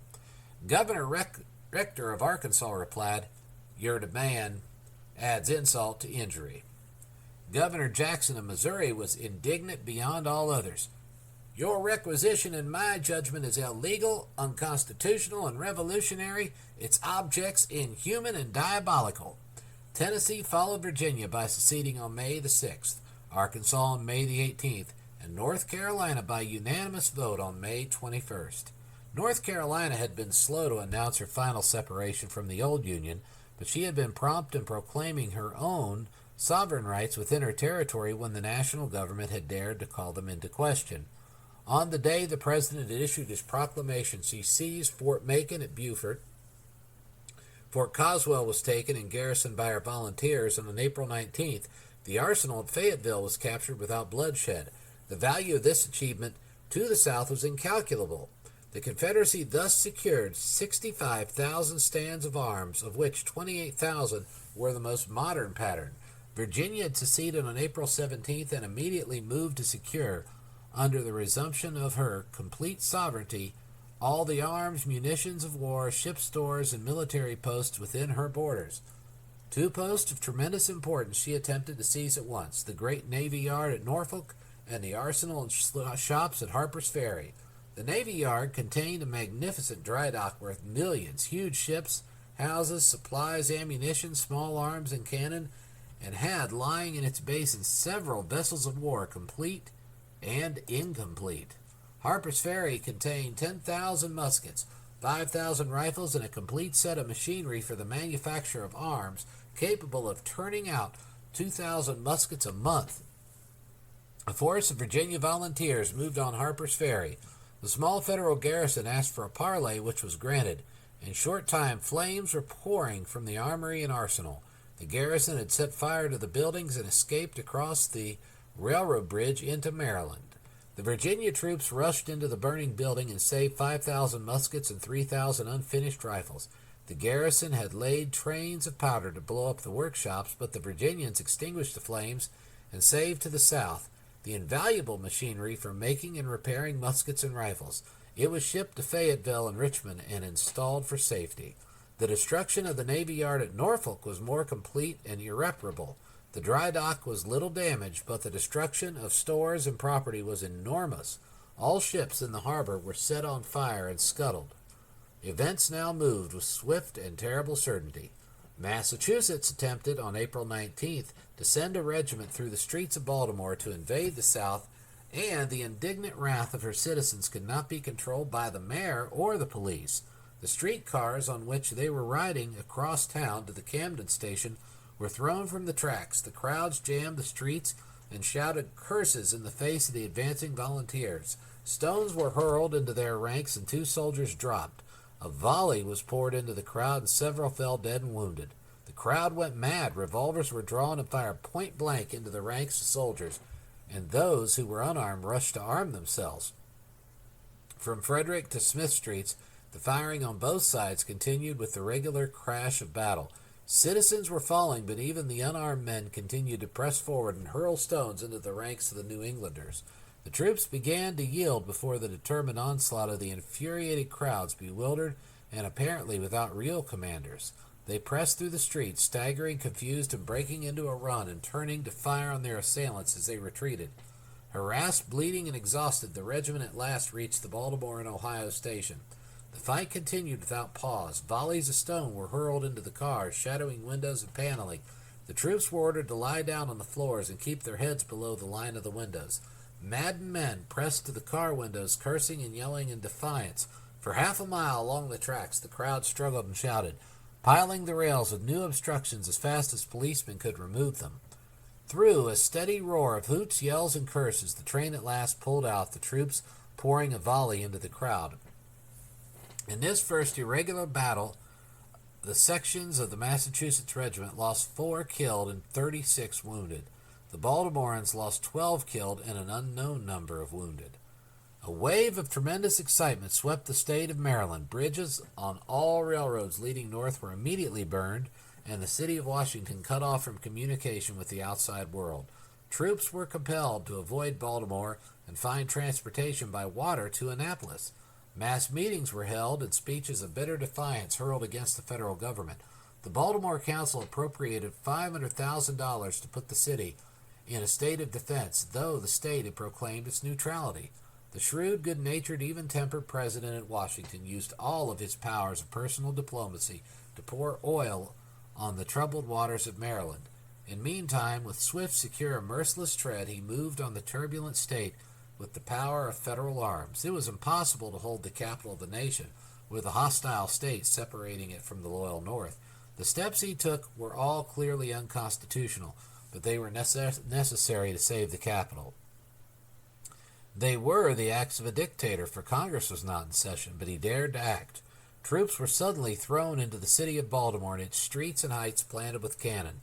The chief of police was arrested and imprisoned, the police board was suspended, and the city brought under the rule of drumhead court-martial. The writ of habeas corpus was suspended by the federal authorities in a free and sovereign state whose legislature proclaimed its neutrality in the sectional conflict. Blank warrants were issued by military officers in the house of every suspect entered by force and search. The mayor and his council were arrested without warrant, held without trial, and imprisoned in a military fortress, and when the legislature dared to protest, its members were arrested and its session closed by bayonet. So thoroughly was this work done that within 30 days from the attack on the troops of New England, Maryland's governor by proclamation called for 4 regiments of volunteers to assist the Washington government in the proposed invasion of the South. In like manner, with hand of steel with a velvet glove, Mr. Lincoln prevented the secession of Kentucky and Missouri. It was done with less violence, but it was done, and these rich and powerful states saved the Union. The swift and bloodless conquest of Maryland inspired the North with the most grotesque conception of the war and its outcome. The British and French governments had immediately recognized the Confederate States as belligerents under the terms of international law and closed their ports to the armed vessels of both contestants. Mr. Seward, Lincoln's Secretary of State, hastened to assure the nations of Europe that a dissolution of the Union was an absurd impossibility. It had never entered the mind of any candid statesman in America and should be dismissed at once by any statesman in Europe. And yet at this time 11 southern states, stretching from the James to the Rio Grande, with a population of 8 million, had by solemn act of their legislatures withdrawn from the Union, and their armies were camping within a few miles of the city of Washington. In all of the North, not a single statesman or a single newspaper appeared to have any conception of the serious task before them. The fusillades of rant, passion, and bombast which filled the air would have been comic but for the grim tragedy which was stalking in their wake. The rebellion was ridiculed and sneered at in terms that taxed the genius of the writers for words of contempt.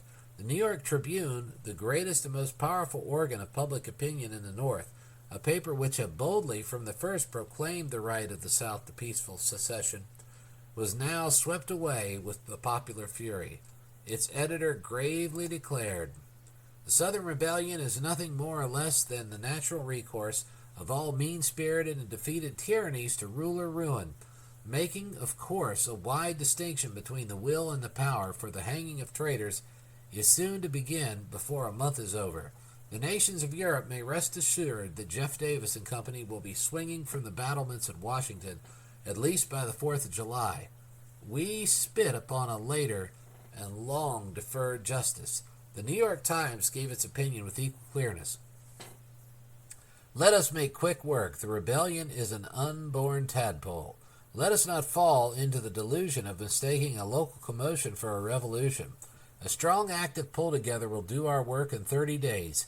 We have only to send a column of 25,000 men across the Potomac to Richmond to burn out the rats there, another column of 25,000 to Cairo to seize the cotton ports of the Mississippi, and retain the remaining 25,000 called for by the President at Washington, not because there is any need for them there, but because we do not require their services elsewhere." The staid old Philadelphia press declared, "No man of sense can for a moment doubt that this much ado about nothing will end in a month. The Northern people are invincible. The rebels are a band of ragamuffins who will fly like chaff before the wind on our approach." The West vied with the East in boastful clamor. The Chicago Tribune shouted from the top of its columns, "We insist that the West be allowed the honor of settling this little trouble by herself, since she is the most interested in its suppression to ensure the free navigation of the Mississippi River. Let the East stand aside. This is our war. We can end it successfully in 2 months. Illinois can whip the whole South by herself. We insist on the affair being turned over to us." With prospects of a short war and cheaply earned glory, the rage for volunteering was resistless. The war was for 3 months, and it was to be a holiday excursion, and every man would return a hero crowned with the garlands of flowers, the center of admiring thousands. The blacksmiths of Brooklyn were busy making handcuffs for one of her crack regiments. Each volunteer had sworn to lead at least one captive rebel in chains through the crowded streets in the great parade on their return. Sokola, on his arrival at Montgomery from Charleston, read these fulminations from the North with amazement and rage. He sent his bitter and emphatic protest against such madness to Holt. The faithful Joseph had been rewarded with an office to his liking. He was now the Judge Advocate General of the United States Army. He turned Sokola's letters over to Cameron, the new Secretary of War, who read them with rising wrath. "The author of these letters," he said with a scowl, "is either a damned fool or a traitor." Holt's lower lip was thrust out and the lines of his big mouth drawn into a knot. "I assure you, sir, he is neither. He is absolutely loyal. His patriotism is religion. He has entered his dangerous and important mission with the zeal of a religious fanatic." "That accounts for it, then. He's insane. I don't care to read any more such twaddle, and I won't pay for the services of such a man out of the funds of the War Department." With the utmost difficulty, Holt secured the consent of the Secretary of War to continue Sokola's commission for 2 months longer. The only consolation the young patriot found in the contemptuous replies government made to his solemn warnings was the almost equal fatuity with which the Southern people were now approaching their first test of battle. Until the proclamation of President Lincoln, both Jefferson Davis and the South had believed in the possibility of a peaceful reconciliation. Even when the proclamations had been made and the wild response of the North had been instantly given, the Southern people refused to believe that the millions of Northern voters who still clung to the old forms of constitutional government under the leadership of Stephen A. Douglas would surrender their principles, arm themselves, and march to coerce a state at the command of a president against whom they had voted. Senator Barton, from his new position in the Confederate Senate, scouted the idea of serious war. "Bah!" he growled to Sokola, who was drawing him out. "The Yankees won't fight." "That's what they say about you, sir," was the cool response. "Who ever heard of a race of shopkeepers turning into soldiers?" The senator laughed. "Such men have no marital prowess. They're unequal to the mighty deeds of valor." The white teeth of the young observer gleamed in a smile. "On the other hand, Senator, I'm afraid history proves that commercial communities, once aroused, are the most dogged, pugnacious, ambitious, and obstinate fighters of the world. Carthage, Venice, Genoa, Holland, and England have surely proven that." "Well, there's one thing certain," Barton roared. "We'll bring England to her knees if there is war. Cotton is the king of commerce, and we hold the key of his empire. The population of England will starve without our cotton. If we need them, they've got to come to our rescue, sir." Sokola did not argue the point. It was amazing how widespread was this idea in the South. He wrote his government again and again that the whole movement of secession was based on this conception. There was one man in Washington who read these warnings with keen insight, Gideon Welles, the Secretary of the Navy. The part this quiet, unassuming man was preparing to play in this mighty drama, then unfolding in its first scene, was little known or understood by those who were filling the world with the noise of their bluster. Jefferson Davis, at his desk in Montgomery, saw with growing anxiety the confidence of his people in immediate and overwhelming success. In answer to Abraham Lincoln's proclamation calling for 75,000 volunteers to fight the South, he called for 100,000 to defend it. The rage for volunteering in the South was even greater than in the North. An army of 500,000 men could have been enrolled for any length of service if arms and equipment could have been found. It was utterly impossible to arm and equip 100,000 before the first battle would be fought. Ambitious Southern boys, raging for the smell of battle, rushed from post to post, begging and pleaded for a place in the ranks. They offered big bounties for the places assigned to men who were lucky enough to be accepted. The Confederate Congress, to the chagrin of their president, fixed the time of service at 6 months. Jefferson Davis was apparently the only man in the South who had any conception of the gigantic task before his infant government.